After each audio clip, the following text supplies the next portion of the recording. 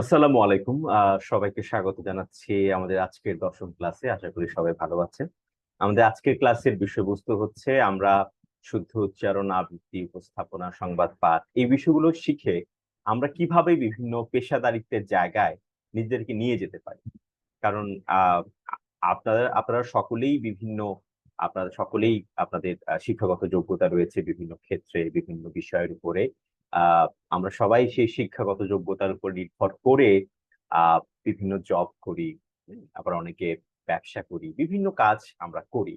এর বাইরেও এই যে শুদ্ধ উচ্চারণ, আবৃত্তি, উপস্থাপনা, সংবাদ পাঠ, এই যে বাচিক শিল্পের যে বিভিন্ন শাখা প্রশাখাগুলো রয়েছে, এগুলোকে ব্যবহার করে কিভাবে আমরা আরো এগিয়ে যেতে পারি, আমরা আমাদের এই পছন্দের কাজগুলোকে কিভাবে পেশাদারিত্বের জায়গায় রূপ দিতে পারি।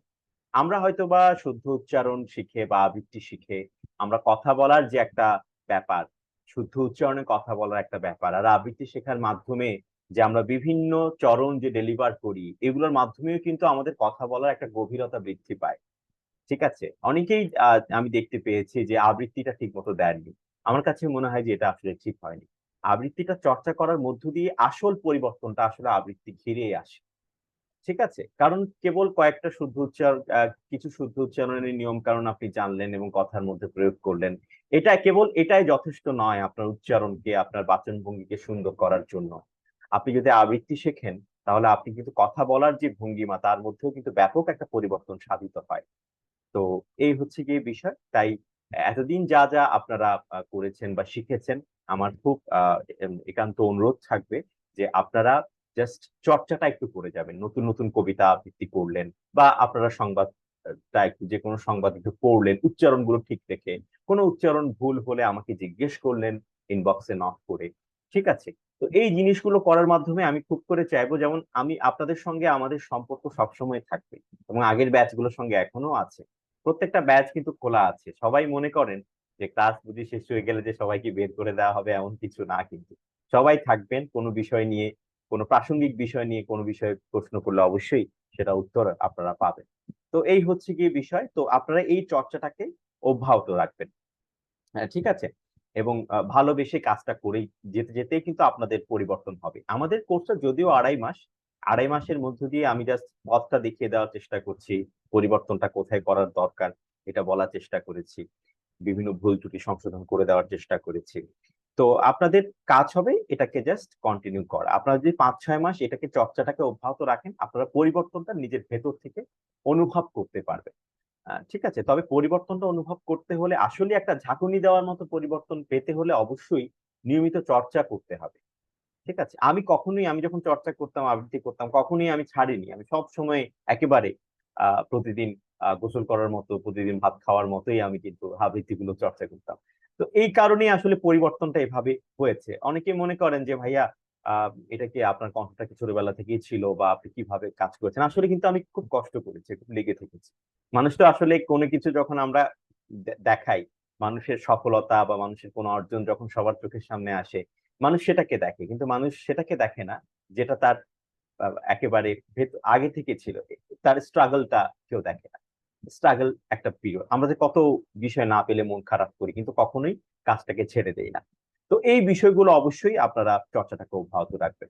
তো এই যে শুদ্ধ উচ্চারণ, আবৃত্তি, উপস্থাপনা, এগুলোকে যখন আমরা চর্চা করে করে একটা পারফেকশনের জায়গায় যাব, তখন আমরা চাইলে বিভিন্ন জায়গায় আমাদের কণ্ঠটাকে ব্যবহার করতে পারি। আমি যদি আমাদের যে টেলিভিশন মিডিয়া বা রেডিওতে আছে, সেখানের যদি আমি কাজের ক্ষেত্রগুলোর কথা বলি, তাহলে আমি বলতে পারি যে বেতার খুব গুরুত্বপূর্ণ একটা মাধ্যম। বাংলাদেশ বেতার, বাংলাদেশ বেতারের বিভিন্ন আঞ্চলিক কেন্দ্র রয়েছে সারা বাংলাদেশ জুড়ে। এবং ঢাকায় তার প্রধান যে কেন্দ্র ঢাকায় রয়েছে। আহ, সেখানে আহ, দুটো, আমার আমার শুরু হয়েছে বাংলাদেশ বেতার দিয়ে। আমি বাংলাদেশ বেতারের অনুষ্ঠান ঘোষক এবং সংবাদ পাঠক হিসেবে কাজ শুরু করি। ঠিক আছে? তো তখনই আমি জাস্ট আবৃত্তি করতে করতে নিজেকে আহ, একটা জায়গায় নিয়ে গিয়েছিলাম চর্চা করতে করতে। তখন আমি অ্যাপ্লাই করি, আবেদন করি বাংলাদেশ বেতারে। সেখানে আমি অডিশন ফেস করে, অডিশনের মাধ্যমে আমি তারপর চূড়ান্ত ভাবে সিলেক্ট বা নির্বাচিত হই। তো আপনাদের অনেকের মধ্যেই কিন্তু সেই যোগ্যতাটা আছে আমি বলবো। জাস্ট চর্চা করা এবং বিভিন্ন মিডিয়াতে সবসময় একটু লেগে থাকা, একটু অ্যাপ্লাই করা, তাহলে হবে কি নিজের জবের বাইরেও একটা জায়গা তৈরি হবে। ঠিক আছে। আর ওখানের জবগুলো বা সংবাদ পাঠক বা উপস্থাপক যেটা আমরা বলি বাংলাদেশ বেতারে, সেগুলো আসলে একেবারে 9টা 5টা কোনো ডিউটি না। সেখানে হচ্ছে শিল্পী হিসেবে আপনি তালিকাভুক্ত হবেন, শিল্পী হিসেবে তালিকাভুক্ত হবেন। সপ্তাহে 1টা বা 2টা ডিউটি থাকবে বড়দের। অনেকে অফিসের পাশে কেউ ব্যাংকার, কেউ কলেজের টিচার, কেউ স্কুলের টিচার, কেউ বিভিন্ন জায়গায় জব করে, হয়তোবা শুক্র শনিবার এসে ডিউটিটা করছে। জাস্ট একটু টাচে থাকা, মাইক্রোফোনের প্রতি প্রেম বা ভালোবাসা, এটা আসলে একেবারেই মানে এড়িয়ে যাওয়ার মতো কিছু না। আর দেখা যায় কি, সবাই যতই ব্যস্ত থাকুক না কেন, সেই রেডিওতে এসে বসে একটু অ্যানাউন্সমেন্ট করছে, একটু উপস্থাপনা করছে, একটু সংবাদ পাঠ করছে, এই বিষয়টা। তো এখন আমি বলবো যে এই আঞ্চলিক কেন্দ্রগুলোতে আমরা কিভাবে অ্যাপ্লাই করতে পারি, এটা নিয়ে একটু আলোচনা করব। কারণ বেতারের বিভিন্ন কেন্দ্র রয়েছে, আর টেলিভিশনের কথা যদি বলি, সেটা ঢাকা কেন্দ্রিক।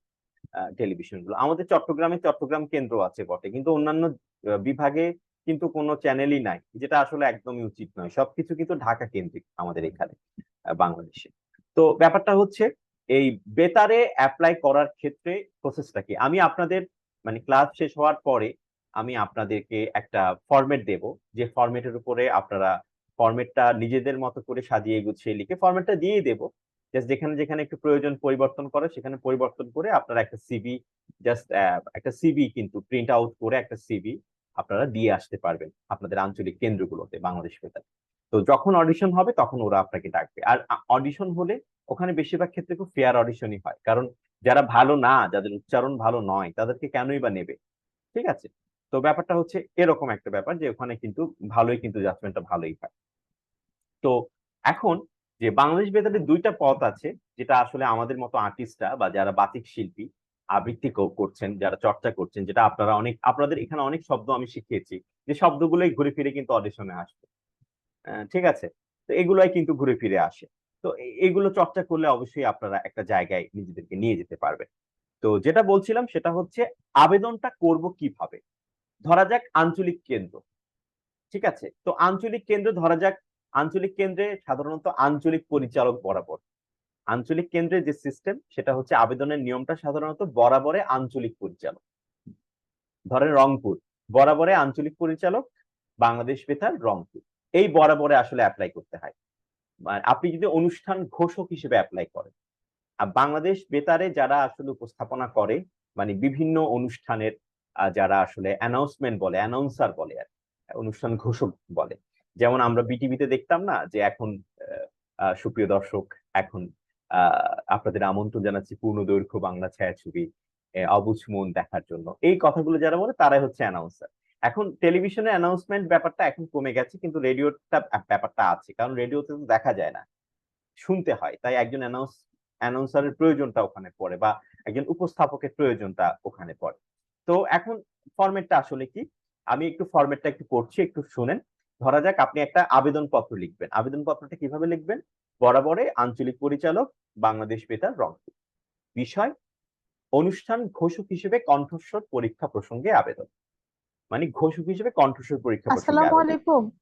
কথা বলবেন না এখন প্লিজ, মানে ক্লাস চলাকালীন অবস্থায় একটু কথা না বলার জন্য অনুরোধ করছি।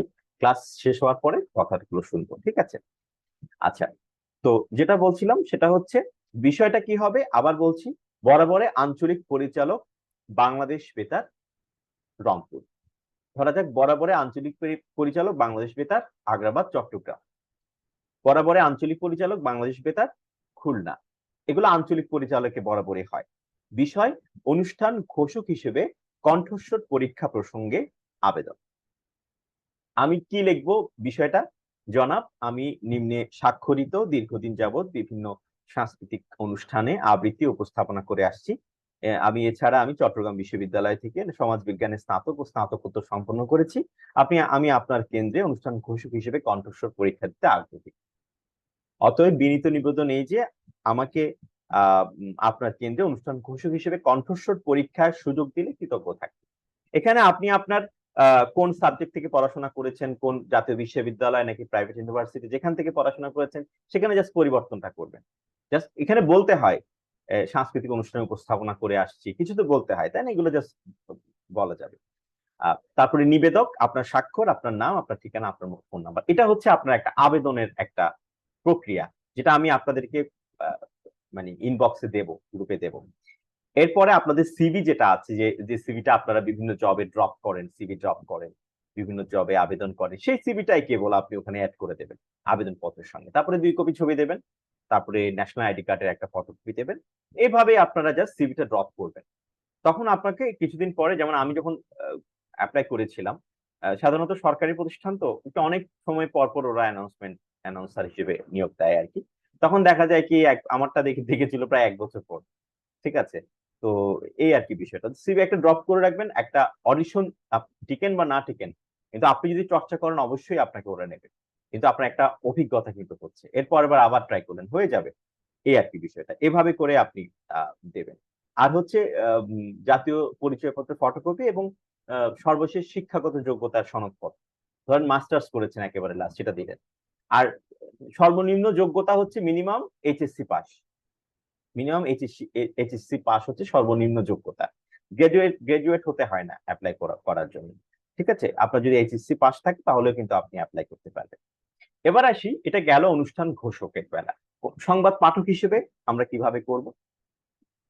আচ্ছা, তার আগে একটা কথা বলে নিই, ঢাকায় যারা আছেন তারা কিন্তু আঞ্চলিক পরিচালক হবে না। ঢাকায় যারা আছেন তারা হবে বরাবরের মহাপরিচালক। ঢাকার যে ঊর্ধ্বতন কর্মকর্তা, তার পদবি হচ্ছে মহাপরিচালক। ঢাকার ক্ষেত্রে মহাপরিচালক ঢাকা। ঠিক আছে? এটা বলবেন। এরপর আসি বাংলা সংবাদ পাঠক। আহ, আমাদের বেতারে সংবাদ পাঠক নেওয়া হয়, বাংলা সংবাদ পাঠকও নেওয়া হয়, ইংরেজি সংবাদ পাঠক নেওয়া হয়। যেহেতু আমরা বাংলা উচ্চারণ শিখেছি, আমরা বাংলা সংবাদ পাঠকে অ্যাপ্লাই করব। আপনারা যারা ইংরেজিতে খুব ভালো তারাও কিন্তু ইংরেজি সংবাদ পাঠকের জন্য অ্যাপ্লাই করতে পারে। এটা কার বরাবরে হবে? এটা হবে হচ্ছে কি বরাবরে আঞ্চলিক বার্তা নিয়ন্ত্রক। আঞ্চলিক বার্তা নিয়ন্ত্রক। হ্যাঁ, বাংলাদেশ বেতার ধরেন রংপুর, বা বরাবরে আঞ্চলিক বার্তা নিয়ন্ত্রক বাংলাদেশ বেতার আগ্রা বা চট্টগ্রাম, বা যেখানে যে জায়গায় অবস্থিত তার ঠিকানাটা বলতে হবে। এটা এটা বিষয় হচ্ছে বাংলা সংবাদ পাঠক হিসেবে আপনারা যখন অ্যাপ্লাই করবেন অবশ্যই বাংলা সংবাদ পাঠকটা লিখতে হবে, কারণ ইংরেজিও আছে। বাংলা সংবাদ পাঠক হিসেবে কণ্ঠস্বর পরীক্ষা প্রসঙ্গে আবেদন। জনাব, আমি নিম্নে স্বাক্ষরিত দীর্ঘদিন যাবৎ বিভিন্ন সাংস্কৃতিক অনুষ্ঠানে আবৃত্তি উপস্থাপনা করে আসছি। এছাড়া আমি চট্টগ্রাম বিশ্ববিদ্যালয় থেকে একই কথা সমাজ বিজ্ঞানে স্নাতক বা স্নাতকোত্তর সম্পন্ন করেছি। আমি আপনার কেন্দ্রে বাংলা সংবাদ পাঠক হিসেবে কণ্ঠস্বর পরীক্ষা দিতে আগ্রহী। বেতারের ক্ষেত্রে হয় সেটা কণ্ঠস্বর পরীক্ষা, কারণ ওখানে কণ্ঠ শুনে, ওখানে দেখে না কার ফেস কতটা শুনে। ঠিক আছে? তো ওখানে কণ্ঠস্বর ওখানে আসলে দেখা হয়। অতএব বিনীত নিবেদন নেই যে আমাকে আপনার কেন্দ্রে বাংলা সংবাদ পাঠক হিসেবে কণ্ঠস্বর পরীক্ষার সুযোগ দিলে কৃতজ্ঞ থাকবেন। একই নিবেদক, স্বাক্ষর, আপনার স্বাক্ষর, আপনার নিচের নাম, ঠিকানা এবং mobile phone number. Mobile phone number অবশ্যই দিবেন, কারণ ওরা আপনাকে ফোন করবে। তো এর সঙ্গে আপনার সিভিটা অ্যাড করবেন, 2 কপি পাসপোর্ট সাইজের ছবি, জাতীয় পরিচয়পত্রের ফটোকপি এবং সর্বশেষ শিক্ষাগত যোগ্যতার সনদপত্রের ফটোকপি আপনারা অ্যাড করবেন।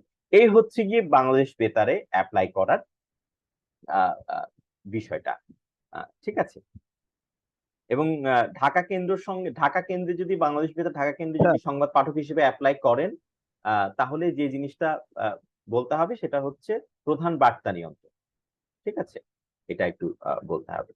এই হচ্ছে বিষয়। তারপরে আরেকটা ব্যাপার আসে, সেটা হচ্ছে অনেকে সংবাদ পাঠক হতে চান। আমি বলি যে বেসরকারি টেলিভিশন চ্যানেলগুলোতে উপস্থাপকের ভ্যাকেন্সি খুব কম। সাধারণত দেখা যায় যারা অভিনেত্রী, মডেল, ওদেরকে উপস্থাপক হিসেবে ওরা পরিচয়ের মাধ্যমে উপস্থাপনা করছে বেশিরভাগই। সংবাদ পাঠক নেওয়ার একটা বিশাল জায়গা থাকে। সেখানে আপনারা অ্যাপ্লাই করতে পারেন চর্চা করে করে।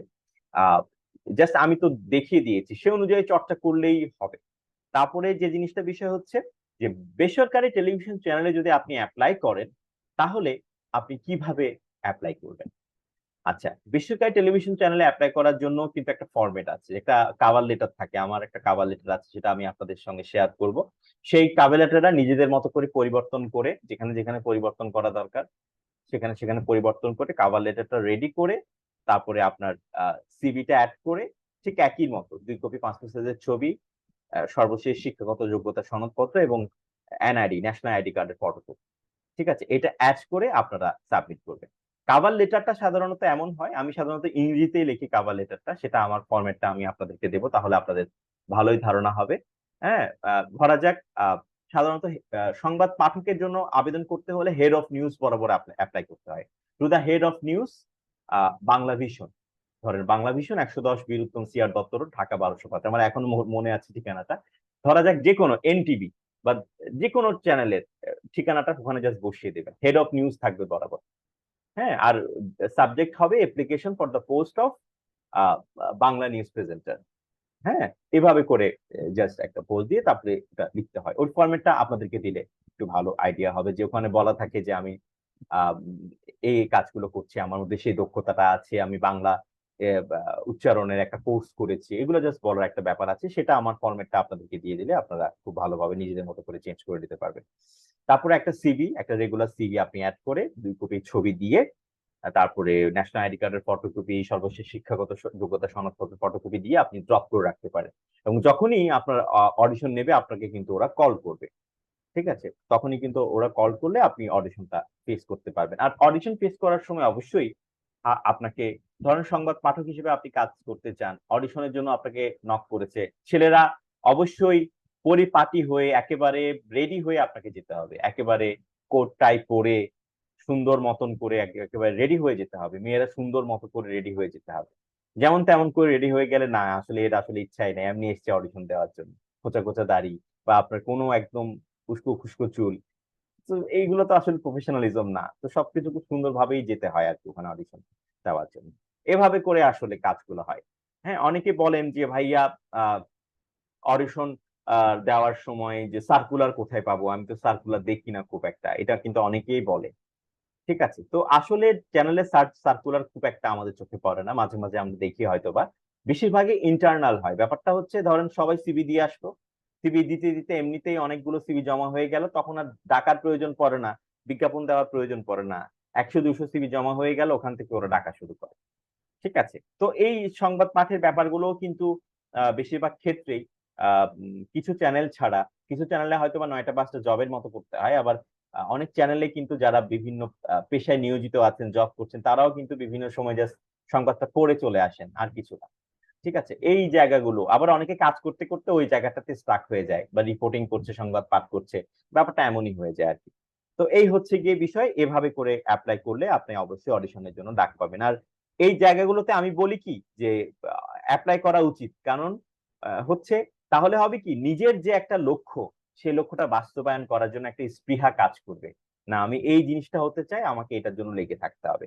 তারপরে আহ তারপরে লেগে থাকতে থাকতে হুট করে দেখবেন আপনি কাজ করার সুযোগটা পাচ্ছেন, তখন আপনার যে মেইন যে প্রফেশন তার বাইরে কিন্তু একটা আলাদা প্রফেশন বা একটা ক্যারিয়ারের একটা জায়গা তৈরি হচ্ছে আপনার।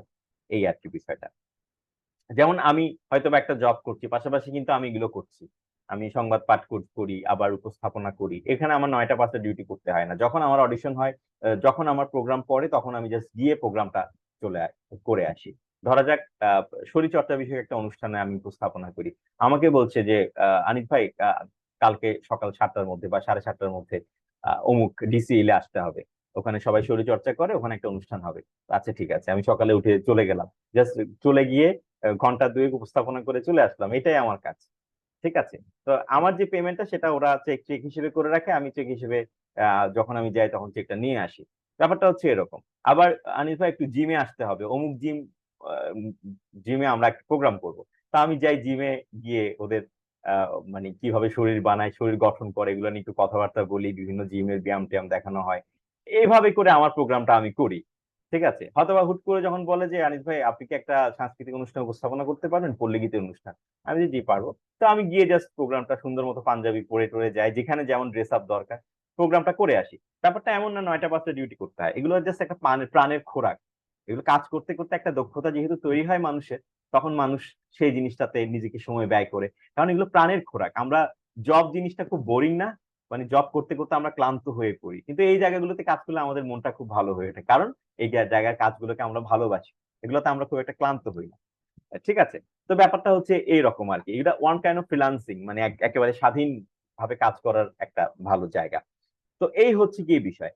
এবং আরেকটা জিনিস বলবো যে সামাজিক যোগাযোগ মাধ্যমেও কিন্তু আরেকটা কথা বলি, সেটা হচ্ছে বর্তমান সময়ে ফেসবুকের মাধ্যমে যেহেতু ইনকাম করা যায়, ইউটিউবের মাধ্যমে যেহেতু ইনকাম করা যায়, আমরা দেখতে পাই যে আহ, বিভিন্ন চ্যানেল, কোন কোন খুব মনে হচ্ছে কিন্তু টিকটকার, সে হয়তো বা খুব জনপ্রিয়, তাকেও ধরে আনছে। মানে মানুষ আর বাংলাদেশে নাই। ঠিক আছে, মানে যোগ্যতা সম্পন্ন মানুষ আর নাই, টিকটকারদেরও আজকাল মানে ইন্টারভিউ নেওয়া হয়। ঠিক আছে, এই অবস্থা। তো এগুলো কেন নেওয়া হয়? কারণ এখানে ওরা আসলে টার্গেট করে, কিভাবে টার্গেট করে, যাদের খুব মিলিয়ন ফলোয়ার, যাদের খুব 7 লাখ 8 লাখ ফলোয়ার, তাদেরকে দিয়ে যদি একটা ভিডিও বানানো হয়, তাদের ফলোয়াররা দেখবে, তাদের ফলোয়াররা দেখলে প্রচুর ইনকাম হবে ওই চ্যানেলে। ঠিক না? ব্যাপারটা হচ্ছে এরকম আসলে, আর কিছু না। ওই দিন একজন তারকা বলছিলেন, চাঁদনী, বাপ্পা মজুমদারের ওয়াইফ ছিল যে আগে, তো চাঁদনী বলছিল আমাকে তো এখন নাটকে ডাকে না, কেন ডাকে না? কারণ বলছিল যে এখন হচ্ছে এম ভিউস এর উপর ডিপেন্ড করে। এম ভিউস, এম ভিউস জিনিসটা কি? এম ভিউস হচ্ছে মিলিয়ন ভিউস, মানে যার ভিডিওতে মিলিয়ন ভিউজ হয়, যার নাটকে মিলিয়ন ভিউজ হয়, তাকেই ডাকে। মানে কি একটা অবস্থা! মিলিয়ন ভিউজ, মানুষের যোগ্যতা নির্ধারণ হচ্ছে মিলিয়ন ভিউজ এর উপর, দুঃখজনক হলেও সত্য। ঠিক আছে, তো এই হচ্ছে কি বিষয়, যে আমার কোনো, ধরেন কোন একজন ব্যক্তি অসাধারণ, তার মিলিয়ন ভিউজ নাই, তার মানে কি তার জন্য যোগ্যতা নাই? মানে খুব দুঃখজনক এই ব্যাপারগুলো যদি আমরা দেখি। আসলে সমাজে অসংখ্য মানুষ, যোগ্যতা সম্পন্ন মানুষ আছে, তাদেরকে প্রমোট করছে না চ্যানেলগুলো, যেটা বাস্তবতা। প্রমোট করছে ঘুরে ফিরে জায়েদ খান, পরিমণি, এরা ছাড়া মনে হয় বাংলাদেশে আর কেউ নেই। কেন? সবাই ওদেরকে নিয়ে খুব বাজে মন্তব্য করে। বাজে মন্তব্য করতে করতে এগুলো মিলিয়ন ভিউতে চলে যায়। মানে নেতিবাচক মন্তব্য করতে করতে ওখানে মিলিয়ন ভিউজ হয়ে যায়।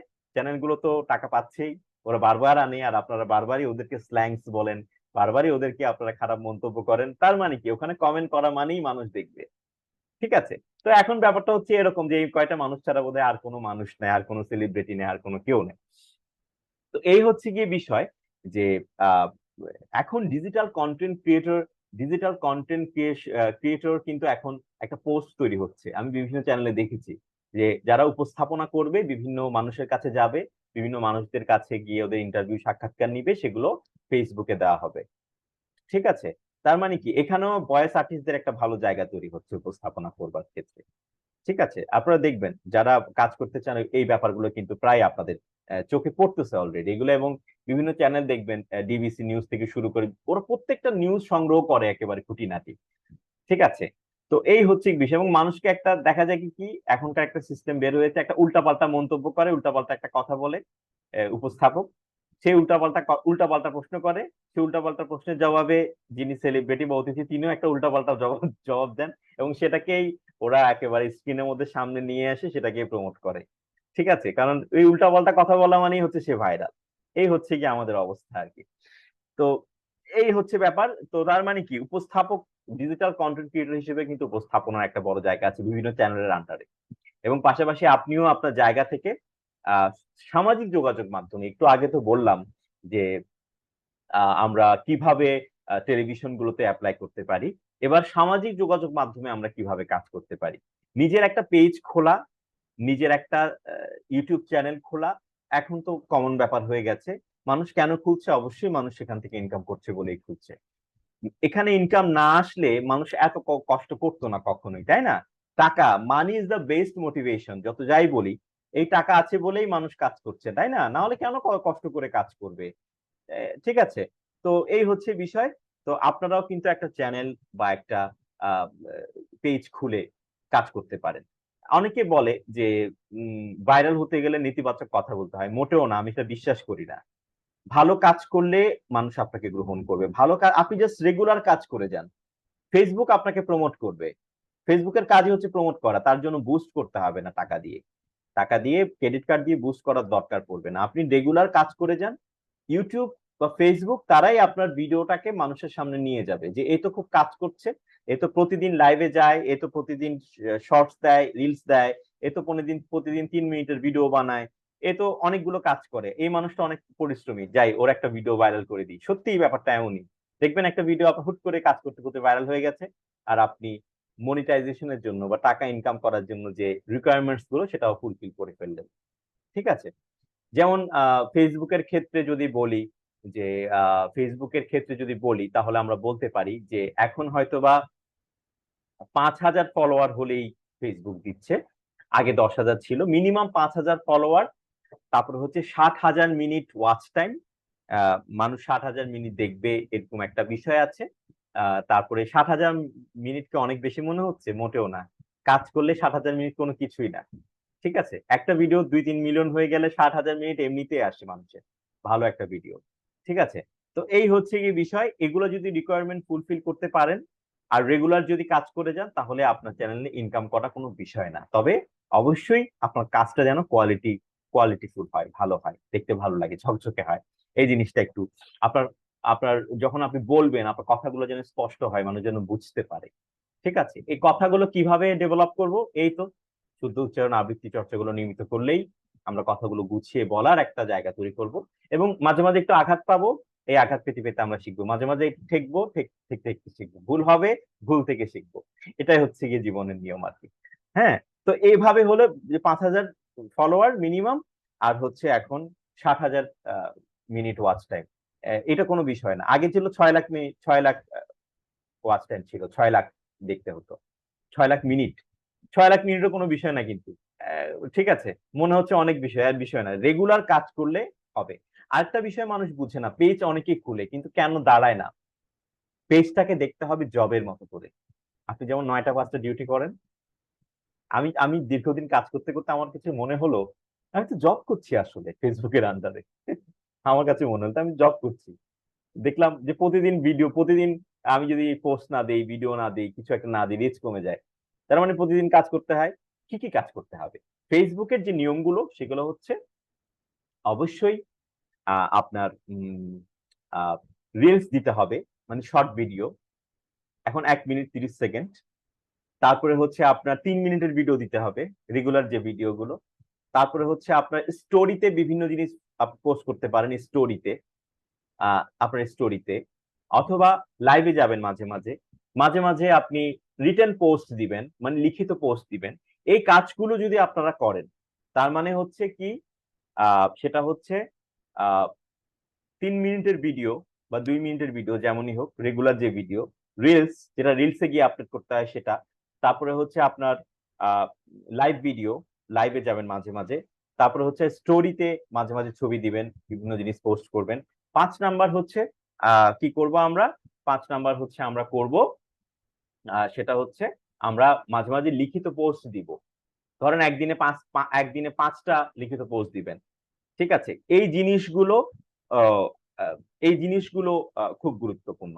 5 দিনে মানে একদিনে ধরেন 3 4টা বা 5টা লিখিত পোস্ট দিলেন, 2টা রিলস দিলেন, একটা 3 মিনিটের ভিডিও দিলেন। সব প্রতিদিন তো লাইভ করা সম্ভব না। সপ্তাহে 1 বা 2 দিন লাইভ করলেন। লাইভ করলে খুব দ্রুত পেজ রিচ করে, কারণ ভিডিও তো মানুষের কাছে চলে যায়। লাইভ জিনিসটা খুব গুরুত্বপূর্ণ। এই কাজগুলো যদি আপনারা রেগুলার যদি করেন তাহলে দেখবেন আপনাদের পেজ খুব ভালোভাবে রিচ করবে। তবে একটা কথা আমি বলি, আপনার যে কন্টেন্ট হবে সেটা আপনার মানে একান্ত নিজের কন্টেন্ট হতে হবে। আপনি কারো কাছ থেকে ডাউনলোড করে এনে যদি নিজের পেজে ছাড়েন তাহলে কখনো দাঁড়াতে পারবেন না, কারণ কিছুদিন পর ফেসবুক আপনার মনিটাইজেশন বন্ধ করে দেবে। কারণ এটা আপনার নিজের কন্টেন্ট না, আপনি কপি করেছেন, মানুষের কাছ থেকে ডাউনলোড করেছেন, তারপরে নিজের পেজে দিচ্ছেন। এমন কিছু করতে হবে যেটা আপনার একান্ত নিজের। কোন একটা ভিডিও করবেন, নিজের মোবাইলের ক্যামেরা দিয়ে ভিডিও করেন। ঠিক আছে। আর ব্যাকগ্রাউন্ড মিউজিকের সমস্যায় অনেকে ভোগে। ফেসবুকের সাউন্ড কালেকশন আছে, সেখান থেকে ক্রিয়েটর স্টুডিওতে গেলে পিসিতে বসে ওখানে সাউন্ড কালেকশন দেখতে পারবেন, মোবাইল থেকেও দেখা যায় ডেস্কটপ মোডে। সেটা আপনি সুন্দর মতো সাউন্ড কালেকশন গুলো দেখলেন। সাউন্ড কালেকশন গুলো থেকে আপনার পছন্দের মতো বিভিন্ন জনরাতে ভাগ করা আছে। কোন মিউজিক ভিডিওটা দরকার, আপনার মিউজিকটা দরকার, ব্যাকগ্রাউন্ড মিউজিক, সেটা খুঁজে খুঁজে বের করতে হবে আপনাকে। ফেসবুক তো ফ্রিতে দিচ্ছে, আপনি খুঁজে বের করবেন না? অবশ্যই। সেটা করে আপনি আপনার ব্যাকগ্রাউন্ড মিউজিক হিসেবে ব্যবহার করতে পারবেন। ওটার জন্য আপনাকে টাকা দিতে হবে না, কোনো কিছুই করতে হবে না, কোনো কপিরাইট ক্লেম আসবে না ফেসবুকের যদি হয়। ঠিক আছে।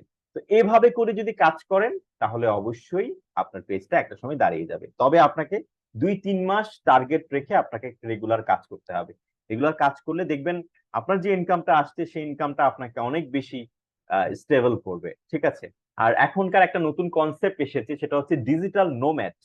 সেই ডিজিটাল নোম্যাডের কনসেপ্টটা কি, এখন আর মানুষ আগের মতো আর চাকরি করতে চায় না। চাকরি তো করতে হয়, বিরাট একটা পার্ট চাকরি করে মানুষের, কিন্তু কিছু কিছু মানুষ আছে, ঠিক আছে, যাদের চাকরি ভালো লাগে না, ঠিক আমার মতো আর কি। তো যেটা বললাম সেটা হচ্ছে তারা চায় স্বাধীনভাবে বাঁচতে। তারা চায় তাদের উপরে কোনো বস থাকবে না, তারা নিজে নিজের বস থাকবে। তাদের যখন ইচ্ছে ঘুম থেকে উঠবে, তখন ইচ্ছে বিভিন্ন জায়গায় ট্রাভেল করতে যেতে হবে। তো যেতে পারবে। এই যে একটা স্বাধীনতার তৃষ্ণা, এই জায়গাটা আসলে ফেসবুক ইউটিউব মানুষের মধ্যে করে দিয়েছে। আজ থেকে 5-6 বছর আগেও ব্যাপারটা এমন ছিল না।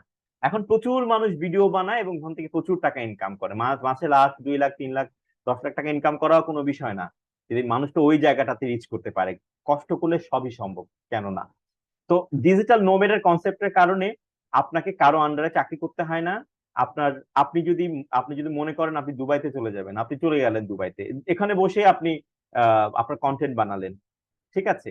আর টাকা কে দেয়? ফেসবুক দেয় বা ইউটিউব কর্তৃপক্ষ টাকা দেয়, ঠিক আছে। জাস্ট ব্যাংকের অ্যাকাউন্টে অ্যাড করতে হয়। তো আপনি আগে বাংলাদেশে কাজ করতেন, এখন আপনি দুবাইতে কাজ করবেন, এখন আপনি ইউএসএ তে কাজ করবেন। জাস্ট ইউএস এর ব্যাংকে অ্যাড করে দেবেন, সুন্দর মতো ইউএস এর ব্যাংকে টাকাগুলো ঢুকে যাবে, ডলার ঢুকে যাবে, সেখান থেকে আপনি দিব্যি। আর এখনকার বিভিন্ন দেশ তারা চায় যে ফ্রিল্যান্সাররা, এই ডিজিটাল নোম্যাড মানে হচ্ছে যাযাবর আর কি, ঠিক আছে। এই যাযাবররা, যাযাবর যারা আসলে যাযাবর, নোমেড মানে তো যাযাবর, তো তারা সবাই চায় যে বড় বড় বিভিন্ন দেশগুলো চায় যে এই যে ফ্রিল্যান্সার বা ডিজিটাল নোমেড ওরা আসুক আমাদের দেশে, ওরা এসে এই ডলার গুলো আমাদের দেশে খরচ করুক। এ কারণে ওদেরকে খুব দ্রুত ভিসাও দিচ্ছে শুনেছি আমি, ঠিক আছে। তো এই হচ্ছে কি বিষয়, খুব মজার মজার সব কনসেপ্ট মানুষের জীবন পরিবর্তন করে দিচ্ছে। তো এইভাবে কাজ করার ব্যাপার আছে। আর ইউটিউবের ব্যাপারটা আমি বলবো, ইউটিউবের ব্যাপারটা খুব স্টেবল। ফেসবুক কিছুদিন পর পর কেবল পলিসি চেঞ্জ করে। আর ইউটিউব কিন্তু মানে তাদের ইউটিউবের ইনকামটা তুলনামূলক একটু কম হলেও ইউটিউবে সাবস্ক্রাইবার বাড়ানো এত সহজ না। আমি তো বলি ইউটিউবের 1 লাখ সাবস্ক্রাইবার ফেসবুকের 10 লাখ সাবস্ক্রাইবারের সমান। ইউটিউবে এত সহজে সাবস্ক্রাইবার বাড়ে না। আর ইউটিউবে মানুষ বিনোদন বিনোদন নিতে খুব একটা যায় না। হ্যাঁ, গান শুনতে যেতে পারে, ওটাও বিনোদনের অংশ। পাশাপাশি মানুষ শিখতে বেশি যায় ইউটিউব চ্যানেলে। শেখার কনসেপ্ট হিসেবে ইউটিউব অসাধারণ একটা জায়গা। তো ইউটিউবের ক্ষেত্রে এখন, আগে ছিল 1,000 সাবস্ক্রাইবার, এখন হয়েছে 500 subscriber minimum requirements for monetization. তো 500 সাবস্ক্রাইবার, তারপরে হচ্ছে আপনার 4,000 ঘন্টা, এখন মনে হয় 3,000 ঘন্টা ওয়াচ টাইম। তো যাই হোক, জাস্ট মানে ওয়াচ টাইম জিনিসটা কি, যে আপনার ভিডিও গুলো কত ঘন্টা ধরে মানুষ দেখছে। আপনার ভিডিও মানুষ জাস্ট দেখে চলে গেল তাহলে হবে না, আপনার ভিডিওর মধ্যে কোয়ালিটি থাকতে হবে, এবং এই কোয়ালিটির কারণে মানুষ আপনার ভিডিও দেখবে। যখন মানুষ আপনার ভিডিও দেখবে তখনই ওয়াচ টাইম কাউন্ট হবে। এভাবে করে যখন 3,000 ঘন্টা বা 4,000 ঘন্টা হবে, তখনই আপনি ইউটিউব থেকে মনিটাইজেশন পাবেন। মনিটাইজেশন মানে ইনকাম করা শুরু করবে, ঠিক আছে। $10 হলে ইউটিউব কর্তৃপক্ষ আপনার বাসার ঠিকানায় একটা চিঠি পাঠাবে অ্যাডসেন্স এর জন্য। সেখানে আপনি সেই কোডটা আপনি সাবমিট করলেই আহ, তখন $100 হয়ে যাবে, তখন আপনি টাকাটা ব্যাংকের অ্যাকাউন্টে চলে আসবে। মানুষ এখনো বিশ্বাস করে না যে আসলে কি হয়। অবশ্যই হয়, কেন হবে না, ঠিক আছে, ব্যাংকের অ্যাকাউন্টে চলে আসবে। তো এই হচ্ছে গিয়ে ব্যাপার, ওয়্যার ট্রান্সফারের মাধ্যমে চলে আসে, ঠিক আছে। কিছুদিন আগেও তো বলছিল যে বাংলাদেশ ব্যাংক বলছিল যে যারা আমাদের ডিজিটাল কন্টেন্ট ক্রিয়েটর বা ফ্রিল্যান্সার আছে তাদের কাছ থেকে 10% করে উৎসে কর কাটা হবে। তারপরে আমাদের প্রতিমন্ত্রী পলক বলছে যে না, এটা দরকার নাই। তো আমাদের যারা ফ্রিল্যান্সার তারা কিন্তু খুব ক্ষেপে গিয়েছিল। তো এই হচ্ছে কি বিষয়। তো এভাবে করে কিন্তু, আর ইউটিউবের চ্যানেল, ইউটিউবের কিছু নিয়ম নীতি আছে সেটা বলি। যে ফেসবুকটা একটু সহজ, ফেসবুকে থাম্বনেল সবসময় বানাতে হয় না। ইউটিউবের ক্ষেত্রে থাম্বনেলের ব্যাপারটা আছে। যেমন ধরেন আমি একটা যুক্ত বর্ণ নিয়ে একটা ভিডিও করলাম, সেখানে আমি একটা সুন্দর ছবি দিয়ে, একটা ইমেজের উপরে সুন্দর একটা ছবি দিয়ে সেখানে আমি লিখলাম যে যুক্ত বর্ণের শুদ্ধ উচ্চারণ ও নিয়ম কানুন, ধরেন কিছু একটা লিখলাম। এই যে একটা ইমেজ আমি তৈরি করছি সেটাকে হচ্ছে থাম্বনেল। আমরা যখন ইউটিউবে যাই তখন একটা ইমেজ দেখি না, ঠিক আছে। যেমন হচ্ছে iPhone 15 Pro Max এর রিভিউ, ঠিক আছে। হ্যাঁ, iPhone 15 Pro Max versus S23 Ultra, এই যে ছবিগুলো আমরা দেখি, এগুলো হচ্ছে থাম্বনেল। এগুলো যত সুন্দর হয় মানুষ তত ক্লিক করতে চায়, কেমন। তো এই থাম্বনেলটা আসলে তৈরি করতে হয়, থাম্বনেল কিভাবে তৈরি করতে হয় এগুলো অবশ্যই শিখতে হবে। কারণ আপনি যখন কোন একটা ইউটিউব চ্যানেল বা ফেসবুক থেকে ইনকামের চিন্তা করছেন, অবশ্যই আপনাকে প্রফেশনাল হতে হবে, তাই না। থাম্বনেল বানানো শিখতে হবে, যেটা আমি শিখেছি বসে বসে, ঠিক আছে। তারপরে হচ্ছে থাম্বনেল বানালেন, ভিডিও বানালেন, সেটা আপনি আপলোড দিলেন ইউটিউব চ্যানেলে। হুম, সেটা আপনি ইউটিউব চ্যানেলে যদি ধরেন আপলোড দিলেন, আপলোড দেওয়ার সঙ্গে সঙ্গে ইউটিউবের টাইটেল দিতে হয়। ধরেন শুদ্ধ উচ্চারণের 5টি নিয়ম, টাইটেলে দিলাম শুদ্ধ উচ্চারণের 5টি নিয়ম, ডেসক্রিপশনেও একই একই টাইটেল কপি করে দিলাম, ঠিক আছে। তারপরে ভিডিওটা যখন আপলোড হবে তখন থাম্বনেলটা দিয়ে দিলাম। থাম্বনেল দেওয়ার অপশন আছে আপনাদের। এগুলো আসলে ইউটিউবে সার্চ করলেও আসলে সব পাওয়া যায়, আপনারা নিশ্চয়ই অনেকেই জানেন। তারপরে ট্যাগ করতে হয়, বিভিন্ন ট্যাগ। যেমন হচ্ছে ধরুন 5টি শুদ্ধ উচ্চারণের 5টি নিয়ম ধরেন, তো আমাকে ট্যাগ দিতে হয় বিভিন্ন শুদ্ধ উচ্চারণ, হ্যাঁ, বাংলা শুদ্ধ উচ্চারণ শেখার নিয়ম, আবৃত্তি শিক্ষা, বিভিন্ন ট্যাগ দিতে হয়। ট্যাগলাইন দিতে হয়। অনেকের কাছে এগুলো একটু আননোন লাগতে পারে, কিন্তু জাস্ট আপনারা একটু সার্চ করলেই ব্যাপারগুলো খুব ভালোভাবে বুঝে যাবে। যাতে শুদ্ধ উচ্চারণ সার্চ করলে আপনার ভিডিওটা আসে, এই কারণে আসলে ট্যাগ দিতে হয়। ট্যাগ সম্পর্কে নিশ্চয়ই অনেকেই জানেন। তো এভাবে করেই তারপরে একটা এন্ড স্ক্রিন দিতে হয় ইউটিউব চ্যানেলে। তারপরে হচ্ছে আপনার আই কার্ড দিতে হয়। মানে আমরা যখন একটা ভিডিও দেখি তখন আপনারা খেয়াল করবেন, সেই ভিডিওটা যখন দেখি কোন একটা ইউটিউব চ্যানেলে, উপরে কিন্তু আরেকটা ভিডিও সাজেস্ট করে, সেটাকে বলে আই কার্ড। একদম ভিডিওটা যখন শেষ হয়ে যায় তখন আরেকটা ভিডিও সাজেস্ট করে, সেটা হচ্ছে এন্ড স্ক্রিন, মানে শেষের স্ক্রিন হবে, অন্য একটা ভিডিও সাজেস্ট করে। এগুলো কেন আসলে একটা ভিডিওর মধ্যে এতগুলো ভিডিও লিঙ্ক কেন? কারণ হচ্ছে আপনি যখন আপনার ভিডিও যখন কেউ দেখবে, সে যেন আপনার আরো ভিডিও দেখে, আরো ভিডিও দেখতে দেখতে সে অনেকগুলো ভিডিও দেখবে। এভাবে করে করে আপনার চ্যানেলের ভিউ বাড়বে, ওয়াচ টাইম বাড়বে। এটা হচ্ছে কি আসলে নিয়ম আর কি। তো অনেকেই বলে এসইও মানে সার্চ ইঞ্জিন অপটিমাইজেশন। এটা যখন আমি আগে শুনতাম তখন আমি ইউটিউবার হইনি, কাজ করিনি। তখন আমি যখন শুনতাম সার্চ ইঞ্জিন অপটিমাইজেশন, এটাকে যে মানুষ কিভাবে ব্যবহার করেছে কথাটাকে, মানে মনে হয় যেটা এটার মতো কঠিন আর কোনো কিছু না, এটা মনে হয় একেবারে একেবারে 10,000 20,000 1 লাখ টাকা দিয়ে শেখার ব্যাপার। আসলে কিচ্ছুই না। যেটা বললাম, title, description, and screen, I card, thumbnail, এগুলো সুন্দর মতো যদি সবকিছু ঠিক মতো করেন তাহলে এসইও, সার্চ ইঞ্জিন অপটিমাইজেশন হয়ে যাবে। তার মানে কি, আপনার চ্যানেলটা যখন, আপনার ভিডিওটা যখন মানুষ দেখবে, সরাসরি অনেকের কাছে আপনার ভিডিওটা চলে যাবে। চলে যাওয়া মানে কি, মানুষ দেখবে, মানুষ দেখলে আপনার ভিডিওতে ওয়াচ টাইম বাড়বে, ইনকাম জেনারেট হবে। ঠিক আছে, এই হচ্ছে গিয়ে আমাদের ফেসবুক, ইউটিউবের নিয়মগুলো। আর ইউটিউবের ক্ষেত্রেও কিন্তু আবার আলাদা কি আছে, অডিও লাইব্রেরি আছে। সেখান থেকে আপনি ইউটিউবের জন্য অডিও লাইব্রেরি থেকে বিভিন্ন মিউজিক কালেকশন করে, ব্যাকগ্রাউন্ড মিউজিক কালেকশন করে ইউটিউবের জন্য ব্যবহার করতে পারবেন।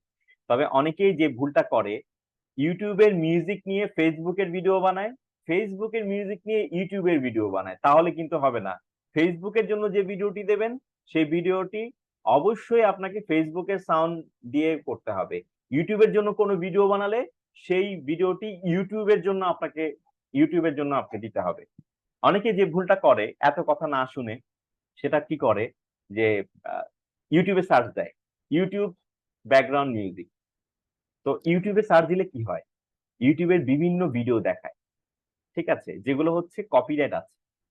সে কপিরাইটেড ভিডিওটা ইউজ করার পর ইউটিউবে ভিডিও বানায়, ইউটিউবে আপলোড দেয়, বা ফেসবুকে ভিডিও বানায়, ফেসবুকে আপলোড দেয়। ওখানে লেখা থাকে যে ফ্রি, কপিরাইট ফ্রি মিউজিক। সেটা দেখে অনেকে বলে যে বাহ, কপিরাইট ফ্রি মিউজিক, খুব সুন্দর মিউজিক, এবার এটা নিয়ে ভিডিও বানায়। ভিডিও বানালো, তারপর কিছুদিন পরে কপিরাইট ক্লেম আসে, চ্যানেল সাসপেন্ড হয়ে যায়, কপিরাইট ক্লেম আসে, খুব খারাপ অবস্থা হয়। কেউ যদি আপনাকে বলে এটা কপিরাইট ফ্রি মিউজিক, বিশ্বাস করবেন না, এটা একটা ট্র্যাপ। কেমন, এটা একটা ট্র্যাপ, এটা বিশ্বাস করা যাবে না। হ্যাঁ, তো এটা একটা ট্র্যাপ। জাস্ট কেউ কোন একটা ভিডিও হয়তো বানানো হলো যে এখানে সবগুলো ভিডিওতে সবগুলো মিউজিক কপিরাইট ফ্রি, লিঙ্ক দিয়ে দিলাম, ওখানে বলে কপিরাইট ফ্রি, আসলে না, এটা একটা ট্র্যাপ। এই ট্র্যাপের মাধ্যমে ফেলে মানুষের চ্যানেলকে সাসপেন্ড করানো হয়, মানুষের প্রফিট শেয়ার করার একটা চিন্তা থাকে। তাই ইউটিউবের যে কিউটোর স্টুডিও রয়েছে, সেই কিউটোর স্টুডিও থেকেই সাউন্ডটা সংগ্রহ করতে হবে। আপনি দেখবেন ইউটিউব অডিও লাইব্রেরি দিয়ে গুগলে সার্চ করেন, দেখাবে, ক্লিক করবেন, অডিও লাইব্রেরিতে চলে যাবে। ঠিক আছে, এই হচ্ছে কি বিষয়, যে সাউন্ড খুব ইম্পর্টেন্ট একটা জিনিস। ব্যাকগ্রাউন্ড মিউজিক যে কোনো কাজকে খুব সুন্দর করে, এটাকে আরো একটু প্রো লেভেলে নিয়ে যায়। তাই এই বিষয়গুলো আসলে মাথায় রাখতে হবে। ঠিক আছে, তার মানে আমাদের ব্যাপারটা তাহলে কি দাঁড়ালো, আমরা আমাদের এই যে শিখলাম, এই শেখাটাকে চর্চা করে করে আরো পারফেকশনের জায়গায় নিয়ে গিয়ে, বিভিন্ন জায়গায়, টেলিভিশন, রেডিও একটা জায়গা রয়েছে, সোশ্যাল মিডিয়াতেও আজকাল বিভিন্ন নিউজ চ্যানেল রয়েছে, সেখানেও সংবাদ পাঠের ব্যাপারটা রয়েছে।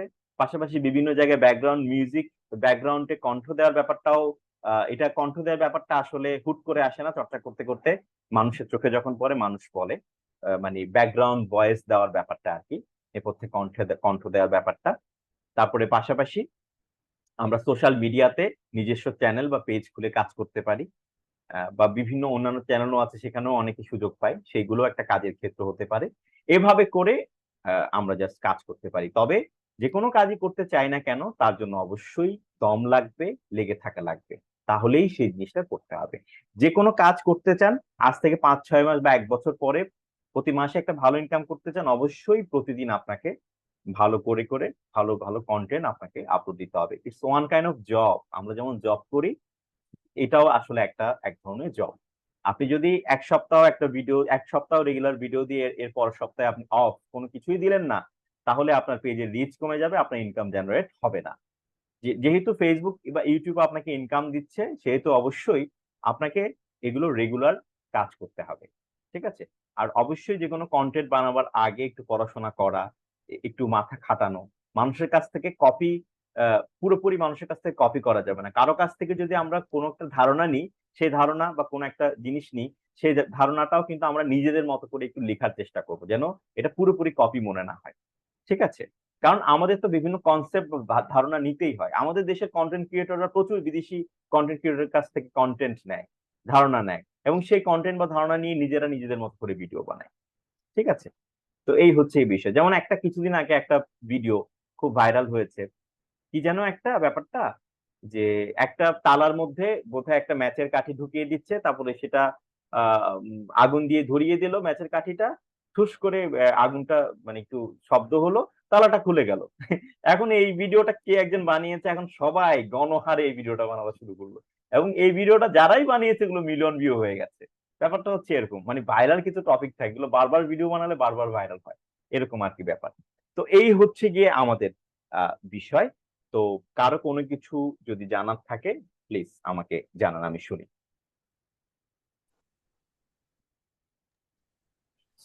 হ্যাঁ, ইউকাট আর ইনশর্ট দিয়ে কিভাবে তৈরি করবো ভিডিও? আচ্ছা, আমার ইউটিউব চ্যানেলে এটা নিয়ে বিভিন্ন ভিডিও আছে। আমার আছে। ইউটিউব চ্যানেলে, হ্যাঁ হ্যাঁ, আমার ইউটিউব চ্যানেল আনিসুল ইসলাম অফিসিয়াল। হ্যাঁ স্যার, ঠিক আছে? জানি। হ্যাঁ, ওখানে আপনি একটু খুঁজতে পাবেন, বা আপনি একটু আমাকে ইনবক্সে নক করলে বা আমাদের গ্রুপে নক করলে আমি দিয়ে দেবো। টিউটোরিয়াল আছে কিছু আমার, ওগুলা দেখলেই হবে। হুম। তৈরি করে কিভাবে হ্যাঁ সেটা। হ্যাঁ হ্যাঁ। জি। স্যার, ইনবক্সে নক স্যার, করবো? হ্যাঁ, ফয়সাল। স্যার আমাদের এটার যে সার্টিফিকেটটা দেয়া হবে, আমরা হ্যাঁ। যদি কোনো চ্যানেলে বা বেতারে অ্যাপ্লিকেশন করি, তখন হুম। সাথে কি সেটা অ্যাড করে দিতে পারবো? হ্যাঁ, অবশ্যই পারবেন। আহ, দিতে পারবেন, ওটা কোনো সমস্যা না। কিন্তু আসলে আমি যখন আবৃত্তি এইসব জায়গায় অ্যাপ্লাই করেছি, আমি মোটে কোনো সার্টিফিকেটই আসলে দেইনি। এগুলো আসলে সার্টিফিকেট আসলে খুব একটা মানে ভ্যালু অ্যাড করে না। দিতে পারলে ভালো, না দিতে পারলেও কিছু কোনো সমস্যা নাই। ওরা আসলে কি দেখে জানেন? একজন প্রতিযোগীকে দেখে, একজন পার্টিসিপেন্টকে দেখে, সে তার উচ্চারণ আচ্ছা। কেমন। হ্যাঁ, তার সেটাই আসলে বড় সার্টিফিকেট, আপনি নিজেই হচ্ছে সেটার বড় সার্টিফিকেট। ঠিক আছে? এই হচ্ছে বিষয়, আর অ্যাড করতে পারলে তো ভালো, এই আর কি। ধন্যবাদ।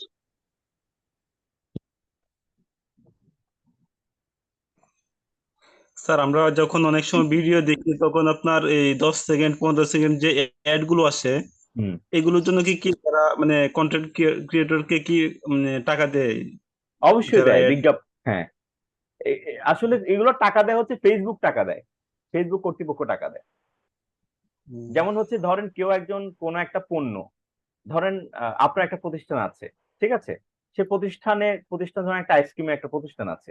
আপনি চাচ্ছেন আপনার আইসক্রিমের এই প্রোডাক্ট গুলো আহ মানুষের কাছে পৌঁছে যাক, তাই না? তখন আপনি কি করবেন? বুস্ট করবেন না টাকা দিয়ে, যে মানুষের কাছে যেন পৌঁছে যাক আপনার আইসক্রিম বা আপনার প্রোডাক্টটা যেন কেউ কিনে, করবেন না?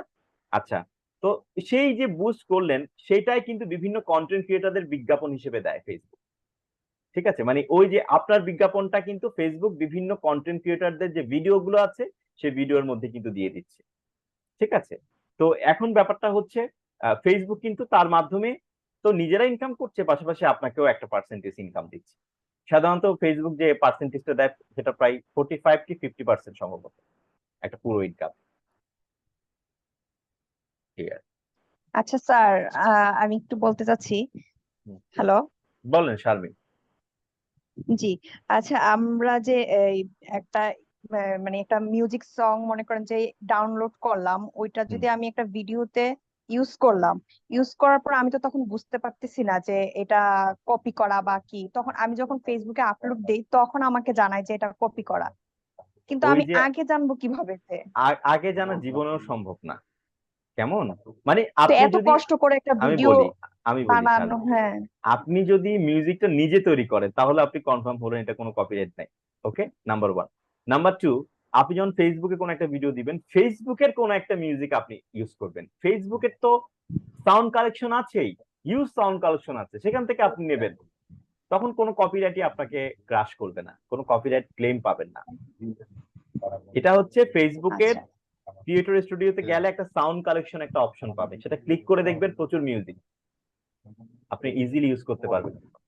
মানুষ ইউজ এটা করছে না। ফেসবুক থেকে নিতে হবে। হ্যাঁ, আচ্ছা ফেসবুক। আচ্ছা, আর ইউটিউবের ভিডিও এটা আমার বানালে জানা ইউটিউব নাই থেকে নিতে হবে। সেজন্য। ইউটিউবের ভিডিও বানালে ও, ইউটিউবের নাম হচ্ছে গিয়ে লাইব্রেরি, সাউন্ড লাইব্রেরি। হ্যাঁ, না আমি তো ইউটিউব মনে করেন যে ইউটিউব একটা দিলাম, আমি ফেসবুকে আপলোড দিলাম, তখন আমাকে ফেসবুক জানাচ্ছে এই জিনিসটা, সেজন্য হ্যাঁ, আর কি। এই কারণে এই ভুল করে আমার অনেক সুন্দর সুন্দর কবিতা আবৃত্তি, এগুলো এখন কেউ দেখতেও হ্যাঁ, পায় না, আমিও দেখা যায় যে এগুলো শেষ। আমি মাঝে মধ্যে একটু একটু ভিডিও তৈরি করি, হুম, দেখা যায় যে এটা আপলোড দেওয়ার পর এটা আসে, খুব খারাপ যার লাগার একটা কারণে খারাপ অভিজ্ঞতা লাগে হয়, যে হ্যাঁ খুব জি খারাপ, জি কষ্ট করছি তো। আমার অনেক সুন্দর জি। সুন্দর ভিডিও এরকম মানে নষ্ট হয়ে গেছে। হ্যাঁ, আসসালামু বলছে। আলাইকুম আচ্ছা স্যার। এটা কি, হ্যাঁ, এটা কি বলেন। স্যার অলরেডি ওরা নষ্ট করে দেয়? না, নষ্ট এটা করে আমার দেয় না, থাকলে এটা হচ্ছে আপনার, যেমন আপনার ভিডিওগুলো মানুষ দেখবে না তখন, ফেসবুক সাজেস্ট করবে না তখন, তখন মানে ধরা যাক 300টি কান্ট্রিতে আপনার ভিডিও ব্লক করে দিল, কেন? কারণ এটা জি জি হ্যাঁ সনি মিউজিকের একটা সাউন্ড ওটা, ঠিক আছে? হ্যাঁ, এই জি আর কি জি বিপদ। আবার অনেকে দেখা যায় বলি ফ্রি মিউজিক সে হয়তো বা কোনো সাইট থেকে ডাউনলোড করেছে, বিশেষ করে ইন্ডিয়ানরা এটা করে, আমি শুনেছি যে নিজেদের নামে এটা কপিরাইট করে ফেলে, নিজেদের নামে অন্যের মিউজিক ভিডিও নিজেদের নামে কপিরাইট করে ফেলে। কি করবেন আপনি? কিছু করার নেই। তার চেয়ে সবচেয়ে ভালো ফেসবুক থেকে সাউন্ড কালেকশন করে অ্যাড কর।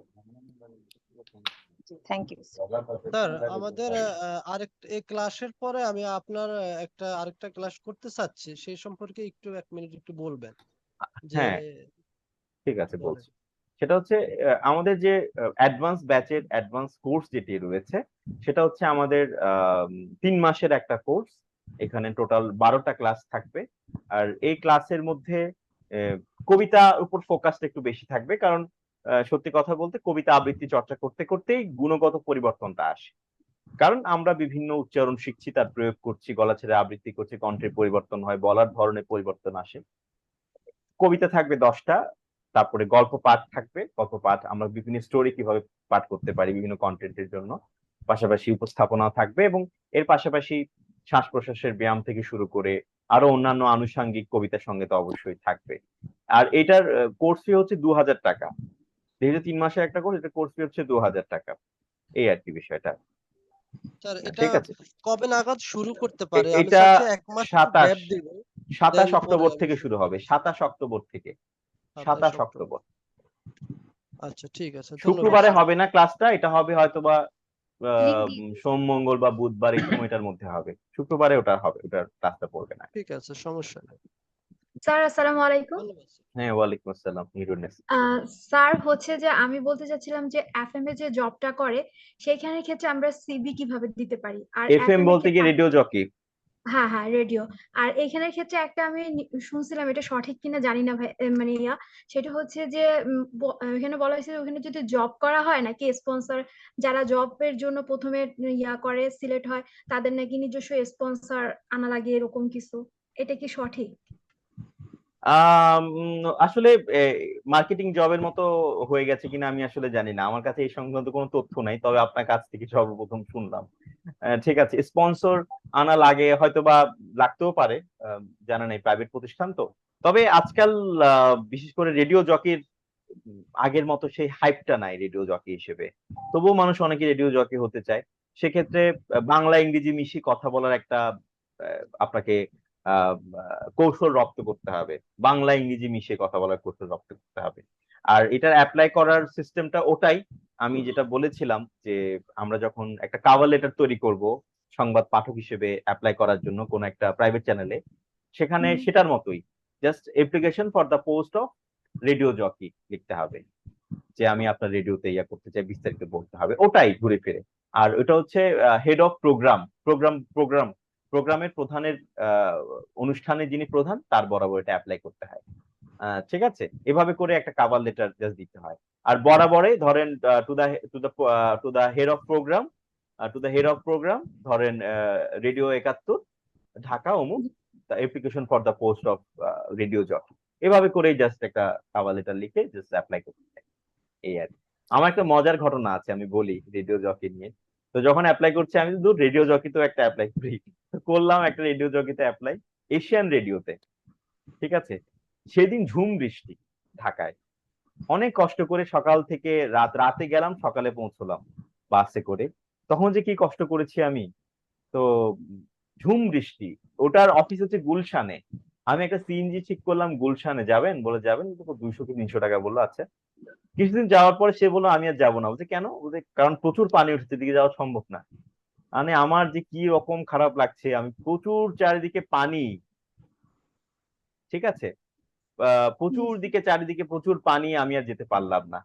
তো সেদিন হলো কি, আমি জাস্ট গিয়েছি, পানি দেখেছি, ঢাকা ভেসে যাচ্ছে পানিতে, আর আমি আবার চট্টগ্রামে ব্যাক করেছি। সে অডিশনটা আমার আর দেওয়া হয়নি। ও ঠিক আছে, আচ্ছা। এই হচ্ছে কি আমার একটা মর্মান্তিক অভিজ্ঞতা আর কি। ঠিক আছে। খুবই দুঃখজনক বিষয় স্যার। হ্যাঁ, খুব আসলে মানে আসলে আপনি যখন স্বপ্নের জন্য দৌড়াবেন না, আপনাকে অনেক রকমের ব্যাপার ফেস করতে হবে। কিন্তু আপনি যদি লেগে থাকেন, দেখবেন এই যে কষ্টগুলো, এটাই আপনাকে সামনের দিকে নিয়ে যাচ্ছে। জি অবশ্যই।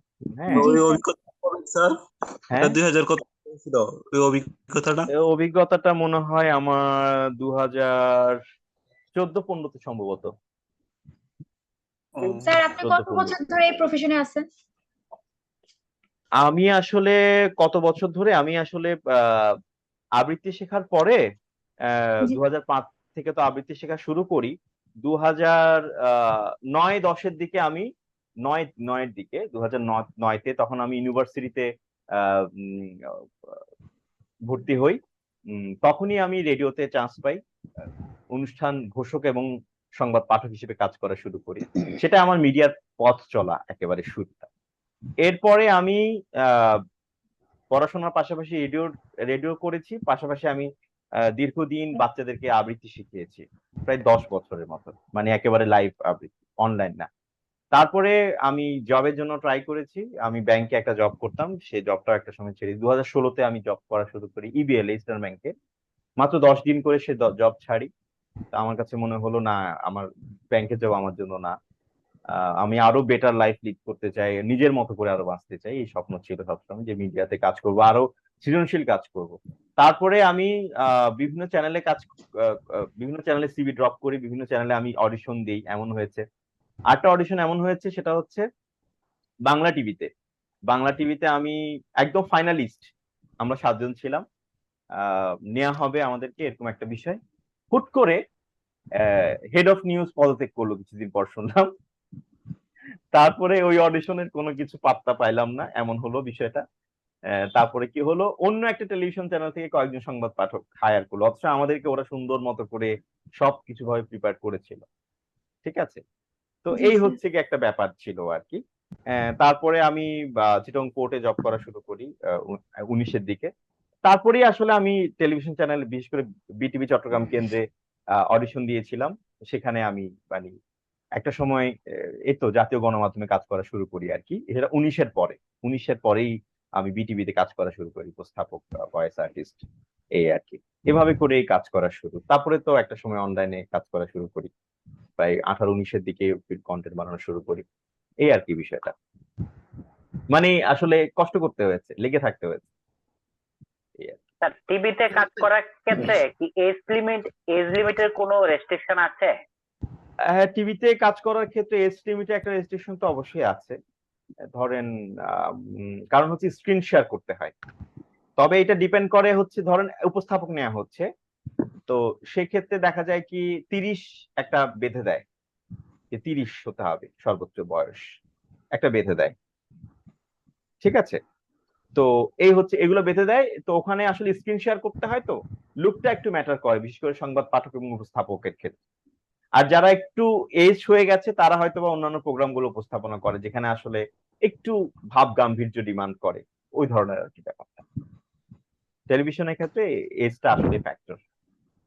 স্যার রাইট স্যার, ওটা তো সো স্মার্টনেস। হ্যাঁ, অবশ্যই অবশ্যই, ওখানে তো মানুষ স্ক্রিন দেখে বেশি। আর ছেলেদেরকে অনেক কষ্ট করতে হয় মিডিয়াতে, সেই আর কি। স্যার হ্যাঁ, আচ্ছা, একজন বলছে যে এই শীট গুলোকে আমি তৈরি করেছি। হ্যাঁ, এগুলো আমি তৈরি করেছি শীট গুলো।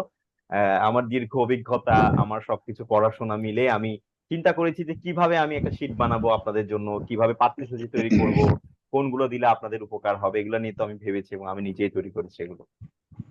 স্যার, কথা স্পষ্ট করার জন্য কোন বিষয়গুলো বেশি প্র্যাকটিস করতে হবে?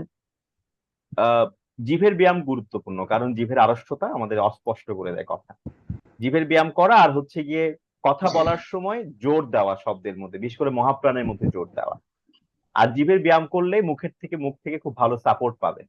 তবে যাদের খুব বেশি সমস্যা আছে তাদের রেগুলার চর্চার পরিমাণ অনেক বেশি বাড়াতে হবে, লেগে থাকতে হবে, তাহলেই পরিবর্তনটা 5-6 মাস ধরে লেগে থাকেন, দেখবেন পরিবর্তনটা কিভাবে আসে। ভাই আসসালামু পরিবর্তনটা আলাইকুম। হুট করে আসে না। হ্যাঁ ভাই আসসালামু আলাইকুম, বাবলু হ্যাঁ মধুসূদন বলছিলাম। হ্যাঁ, বলেন। ভাই আমি আসলে খুব একটা বেশি কিছু জিজ্ঞাসা করব না, জাস্ট আপনার প্রতি আমার কৃতজ্ঞতা জানাতে আমি আপনাকে আপনার আচ্ছা দৃষ্টি আকর্ষণ করছি। সেটা হচ্ছে আমি একটা জব করি, প্রাইভেট জব, একটা শার্ট মেকার্স গ্রুপে। সো আমি তার পাশাপাশি একটা ট্রাভেল ব্লগ করি। এটা অবশ্য ট্রাভেল ব্লগটা আমার মনিটাইজেশন পেয়ে গেছি, আচ্ছা, এটা খুব ভালো। জবের পাশাপাশি দাঁড় করিয়েছি।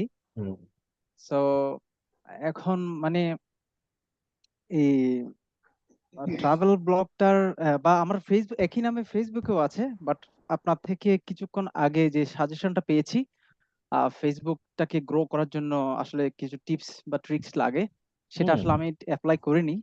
তো আপনার হুম থেকে বিষয়টা জেনে আসলে খুবই উপকৃত হয়েছি। আর আচ্ছা। আহ, আর সবশেষে আবারও কৃতজ্ঞতা, অশেষ কৃতজ্ঞতা যে মানে এই ধরনের একটি কোর্স করে আসলে আমার একটা জড়তা ছিল, এটা আমি ইমপ্লিমেন্ট করতে পারছি এখন কয়েকটা আচ্ছা আচ্ছা ব্লগে। আমি নিজে এখন আগে অনেক সময় ক্যামেরাতে বা লাইভে আমি যখন ব্লগ বানাতাম তখন আড়ষ্টতা ছিল অনেক, তো সেটা আস্তে আস্তে বুঝতে পারছি, কেটে উঠছে। খুব তার জন্য ভালো। আবারও কৃতজ্ঞতা। হ্যাঁ, আপনি লেগে থাকলেই দাদা ভালো কিছু করবেন অবশ্যই।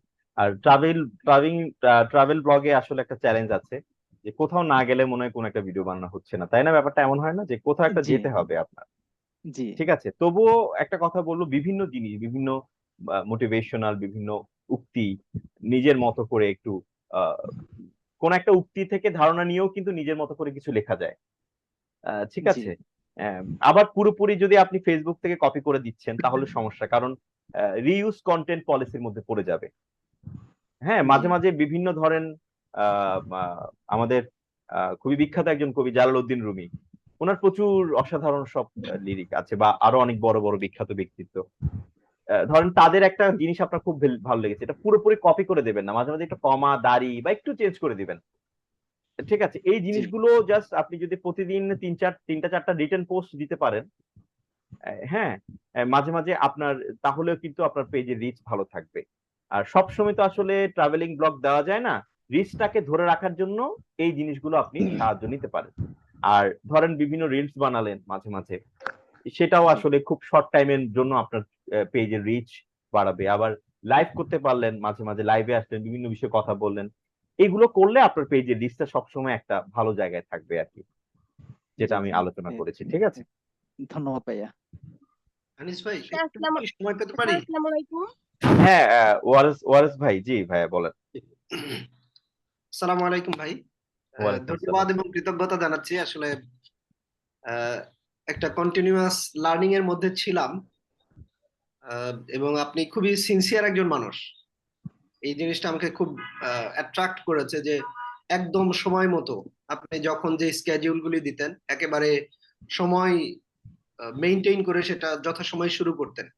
এটি আমাদের জন্য একটা ভালো লার্নিং ছিল। আমার আপনার কাছে একটা প্রশ্ন আছে, তার আগে আমি গ্রুপ মেম্বারদের ব্যাপারে একটু বলতে চাই। সেটা হচ্ছে এই যে আমাদের একটু আগে এক ভাই কথা বললেন যে ওনার একটা ট্রাভেল গ্রুপ আছে। তো উনি যদি চান আমাদের মধ্যে কিন্তু এই জিনিসগুলো শেয়ার করতে পারেন আমাদের নিজস্ব যে গ্রুপগুলি আছে এগুলোর মধ্যেই। তাহলেও হয়তো যার যেখানে ইন্টারেস্ট আছে সে সেখানে এক্সপ্লোর করতে পারে, নিজেকে জানতে পারে এবং জানার পরিধিটা বাড়বে এবং একই সাথে ওনার ভিউ বাড়বে, মানে শেয়ারিংটা আর কি নিজেদের মধ্যে। আমি মনে করি যে এটা একটা একটা প্ল্যাটফর্ম হতে পারে। আমরা তো চাই যে ভিউ বাড়াতে, রিচ বাড়াতে, এটা একটা প্ল্যাটফর্ম। এছাড়াও আমাদের অনেক পারফর্মার এখানে আছেন বা অনেক কন্ট্রিবিউটর আছেন যারা হয়তো নীরব থাকেন বাট ভালো পারফর্মার। সবাই সামনে এসে খুব বেশি কথা বলতে চায় না, কিন্তু দেখবেন যে নীরবে অনেক কাজ করে যাচ্ছে। অনেক কাজ করে যাচ্ছে, হ্যাঁ আসলে তাই। তো তারা যদি হয়তো গ্রুপে শেয়ার করেন, আমরাও একটু জানলাম, হয়তো কিছু একটু শিখলাম, আপনাদেরও ভিউ বাড়লো। এই যে মানে বিভিন্ন জিনিসগুলো, এই যে টুকটাক ব্যাপারগুলো শেয়ার করা, এগুলো না কেউ কখনো বলবে না আসলে। জি এই যে আমি একটা কথা বললাম, মানে আমার নিজের ব্যক্তিগত অভিজ্ঞতা থেকে বলি, সেটা হচ্ছে এই যে আপনি বললেন যে শেয়ার করার ব্যাপারটা, তাহলে কি বিভিন্ন কনসেপ্ট, বিভিন্ন ট্রিক্স একজন আরেকজনকে শেয়ার করলো, তখন হবে কি সবাই একটু পারদর্শী হয়ে উঠলো আরো অনেক বেশি। জি ঠিক আছে, যেমন আমি জি বললাম যে আমরা অনেক কপি করে সাথে সাথে পোস্ট করে দিই, সেটা না করে যদি একটু কমা দাড়ি দিয়ে বা কথাগুলো একটু ঘুরিয়ে যদি বলি, জি জি তাহলে কিন্তু এটা পুরোপুরি কপি হলো না, এটা জি একটু মডিফাই হলো। তখন আসলে ফেসবুকের পলিসি ইস্যুতে ওটা পড়বে না, না হলে ফেসবুক দেখা যায় কি রেস্ট্রিকশন দিয়ে দিচ্ছে, মনিটাইজেশন অফ করে দিচ্ছে। ঠিক আছে, এই জিনিসটা আসলে এই যে ট্রিক্স গুলো, এগুলো কিন্তু কেউ কখনো বলে না। আপনি অনেক মানে দেখা যায় কি বড় বড় অনেক কর্মশালা হচ্ছে ডিজিটাল কন্টেন্ট ক্রিয়েশন নিয়ে, কিন্তু আসল কথাই অনেকে বলে না, ব্যাপারটাকে অনেক কঠিন করে রাখছে সবাই, যে আমি ইনকাম করব বা আমি ভালো করব, আর কারো দরকার নাই, মানে জি জি কষ্ট করে শেখো, এই ব্যাপারটা থাকে। আরেকটা কথা আপনি বলছিলেন, সেটা হচ্ছে যে ভিউ বাড়ানোর ব্যাপারটা, অনেকে দেখা যায় কি ফলো ফলো করেন, ফলো ব্যাক দিই, এই ব্যাপারটা আমরা দেখি প্রায়, বা রিকোয়েস্ট করেন যে আপু আমার তোমার ভিডিও চেহারাটা শেয়ার এরকম করেন প্লিজ, শুকায় গেছে কেন চিনেছো? হ্যাঁ আমার ভিডিও শেয়ার করেন প্লিজ, এমন জিজ্ঞেস করে, তাই না? আসলে না, এগুলো একটা সময় মানুষ করে না কেউ আর। ফেস আপনি কাজ করে যান, আপনার এমনিতেই ভক্তকুল গড়ে উঠবে, তারাই করবে। জি ঠিক আছে, আমার অভিজ্ঞতা আর কি যেটা বলে। জি হ্যাঁ, আশেপাশের বন্ধু বান্ধবরা খুব কম শেয়ার করে। ওই যে যারা ফেসবুকে নিজেরাই স্বতঃপ্রণোদিত হয়ে আসছেন, তারাই শেয়ার করে বেশি, বন্ধু বান্ধবরা প্রথম দিকে একটু উৎসাহিত করে, ওটাই শেষ হয়ে যায়। এই আর কি। তো নিজে কাজ করলে না ফেসবুক নিজে প্রমোট করে দেয়, আর কারো প্রয়োজন হয় না, ফেসবুক নিজে ফেসবুক নিজেই মানে প্রমোট করে করে মানুষের কাছে সেই ভিডিওটা নিয়ে যায়, সাজেশনে নিয়ে যায়। এই আর কি ওয়ারেস ভাই। ঠিক আছে। ছোট্ট একটা বিষয় ভাই একটু জানার, হ্যাঁ সেটি হচ্ছে যে প্রথমে আপনি ওই বলছিলেন যে বাংলাদেশ বেতারের শুধু ঢাকা থেকেই প্রোগ্রামগুলি পরিচালনা হয় এবং চট্টগ্রাম একটা কেন্দ্র আছে। চট্টগ্রাম আরো অন্যান্য কেন্দ্র আছে বিভিন্ন জেলা মানে বিভাগে। বিভাগীয় শহরগুলিতে যে কেন্দ্র আছে, আমি যেমন ময়মনসিংহে থাকি, এরকম বিভাগীয় শহরগুলিতে কি কি কন্ট্রিবিউশন করার সুযোগ আছে আমাদের জায়গা থেকে? অবশ্যই অবশ্যই আছে, যেমন খুলনাতে আছে, যেমন রংপুরে আছে, তারপরে হচ্ছে রাজশাহীতে আছে, বিভিন্ন বিভাগীয় আছে, বিভাগীয় শহরে কিন্তু আছে। ঠিক আছে, সিলেটে আছে। তো যারা সিলেটে আছে তারা সিলেটে অ্যাপ্লাই করতে পারে, মানে কাজটা অন্তত শুরু হোক, এগুলাই তো আসলে আমাদের পদক্ষেপ, স্টার্টিং। তাহলে আমরা ছড়িয়ে পড়তে পারবো আরো অনেক অনেক দূরে, কারণ বেতার কিন্তু কাজ শেখার জন্য খুব ভালো একটা জায়গা। এই আর কি। নমস্কার স্যার। ঠিক আছে, ঠিক ধন্যবাদ আছে ভাই। ওয়ারেস ভাই, থ্যাংক ইউ। স্যার আমার তো উচ্চারণে অনেক সমস্যা আছে, কি করে সংশোধন করা যাবে? আপনি কতখানি এফোর্ট দিচ্ছেন আমি জানি না, আপনি কি এফোর্ট দিচ্ছেন কিনা, চর্চা করছেন কিনা। হ্যাঁ করছি তো স্যার। হ্যাঁ, কিন্তু আসলে একটু কারো কারো সমস্যাগুলো একটু বেশি তীব্র, সেখানে আসলে আমি বিভিন্ন আপনাকে বলেছি যে আপনি চ ছ এর উচ্চারণগুলো ঠিক করেন, বলেছি না দাদা? মনে হয় হ্যাঁ চর্চা হ্যাঁ করছেন, বাট খুব একটা কাজ হচ্ছে না, তাই না? ব্যাপারটা হচ্ছে হ্যাঁ এরকম আর কি, একটু জাস্ট হ্যাঁ আমি বলবো যে একটু লেগে থেকে ব্যাপারটা বুঝে বুঝে, যেমন হচ্ছে ধ্বনির উচ্চারণের ব্যাপারটা, উচ্চারণ স্থান খুব গুরুত্বপূর্ণ, উচ্চারণ স্থানগুলো বুঝে বুঝে একটু চর্চা করা, যে জিভটাকে আমি কোথায় লাগাবো, এটা নিয়ে আমার একটা ভিডিও আছে কিন্তু, উচ্চারণ স্থান বা জিভটাকে আমি কোথায় লাগাবো। ত উচ্চারণ করার সময় জিভটা দাঁতে লাগছে, আবার ছ উচ্চারণ করার সময় তালুতে লাগছে, এইভাবে করে যদি একটু চেষ্টা করা হয়, তাহলে এই ব্যাপারটা হবে। আর ব্যাপারটা হচ্ছে আমাদের বয়স হয়ে গেলে, আমাদের যে জিনিসটা হয়, একটু বয়স হয়ে গেলে মানে উচ্চারণ গুলো জীব জীব জড়ো হয়ে থাকার কারণে উচ্চারণ গুলো ঠিক মতো আমরা ফ্লুয়েন্টলি করতে পারি না, এটা একটা সমস্যা। ঠিক আছে দাদা, তো তবে হ্যাঁ চেষ্টা ঠিক করলে আছে। কোনো কিছুই অসম্ভব কিছু না। জীবের ব্যায়ামটা নিয়মিত করলে দেখবেন আপনি একটা ভালো কাজগুলো করতে পারেন। তবে আমি যেটা বলছিলাম যে একদম রুটিন মাফিক চর্চা, এটা একটু করবেন। হুট করে মনে হলো চর্চা করলেন, তারপরে 5-6 দিন চর্চা করলেন না, এমন করলে হবে না। এই আর কি বিষয়টা। ঠিক ঠিক আছে আছে দাদা, আচ্ছা। ঠিক আছে। আচ্ছা, আমরা যদি কোনো আসসালামু আলাইকুম রহমতুল্লাহ। আলোচনা দিই বা কোনো কথা বলি, হ্যাঁ, আপনি কোনো কি বিষয় উত্তর জানা দিবেন? থাকলে অবশ্যই অবশ্যই অবশ্যই, কোনো বিষয় জানা থাকলে আমাকে আপনার নক করতে পারেন গ্রুপে। ঠিক আছে, আচ্ছা ধন্যবাদ। আচ্ছা, অবশ্যই অবশ্যই। আসসালামু আলাইকুম রহমতুল্লাহ। হ্যাঁ, ওয়ালাইকুম আসসালাম। ফারুক আহমেদ ভাই, ভালো আছেন? জি স্যার, কেমন আছেন স্যার? এই তো আলহামদুলিল্লাহ, ভালো আছি। আসলে স্যার আমি ওয়াজের প্রোগ্রামে আসছি, এখন আমি আছি দিনাজপুরে নজিপুর এলাকাতে আছি। আচ্ছা। আসলে স্যার আজকে আমি ক্লাসে ঢুকতে পারি নাই, আর যখন ঢুকলাম তখন প্রায় আপনার ক্লাস শেষ।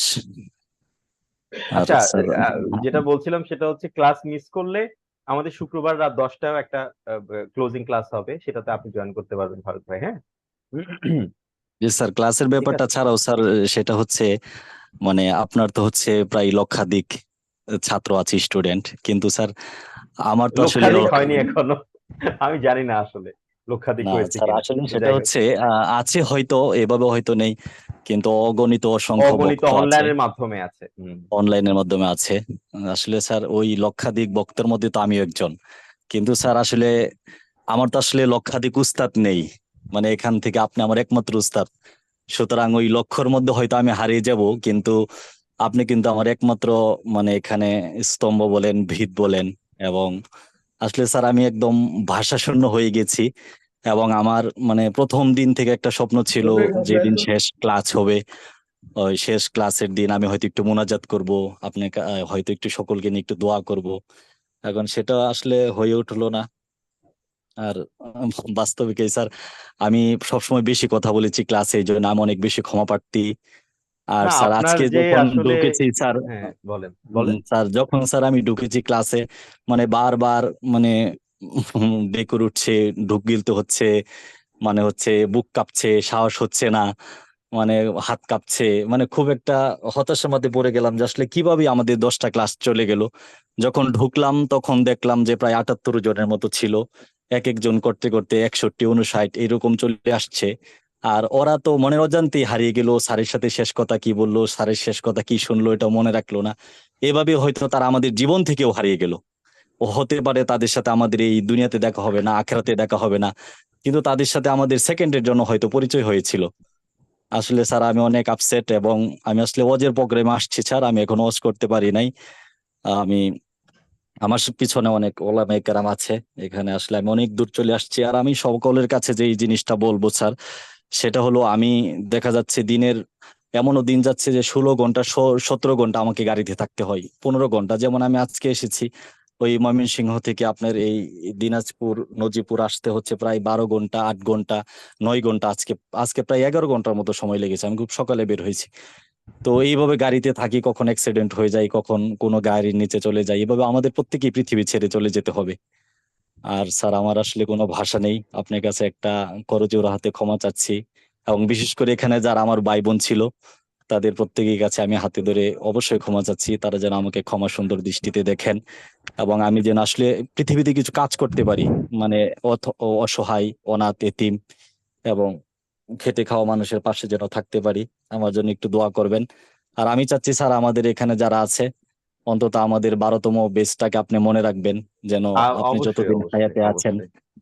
এবং না, ফারুক ভাই, আপনি সবসময় আসলে মানে আপনার যে শেখার যে আগ্রহ, এটা সবসময় আমাকে মুগ্ধ করেছে। আপনার জানার যে আগ্রহ, ঠিক আছে, আমি এমন মানুষ খুব কম পেয়েছি যে এত বেশি আগ্রহ, এত বেশি আপ্লুত থাকতো ক্লাস নিয়ে, মানে নতুন নতুন জিনিস জানার প্রতি যে আপনার আগ্রহ, এটা আসলে অনেক বেশি মনে রাখার এই তো মতো স্যার একটা স্যার ব্যাপার। স্যার এখন তো আগ্রহ থাকলেও তো স্যার ক্লাস তো শেষ হলো, কিন্তু স্যার প্লাস এইটাই আপনি পৃথিবীতে আমরা হ্যাঁ, যত বলেন। প্রতিষ্ঠানে পড়াশোনা করেছি, ওই দিন হয়তো সুযোগ ছিল, কারো গলায় জড়িয়ে ধরে কান্নার সুযোগ ছিল, বিদায় নেওয়ার সুযোগ ছিল। আমরা মানে ওই যে খতমে বুখারি যেটাকে বলা হয়, এরপরে দারুল ইফতা, এরপরে হচ্ছে কামিল মাস্টার্স অনার্স পড়াশোনা মোটামুটি করেছি।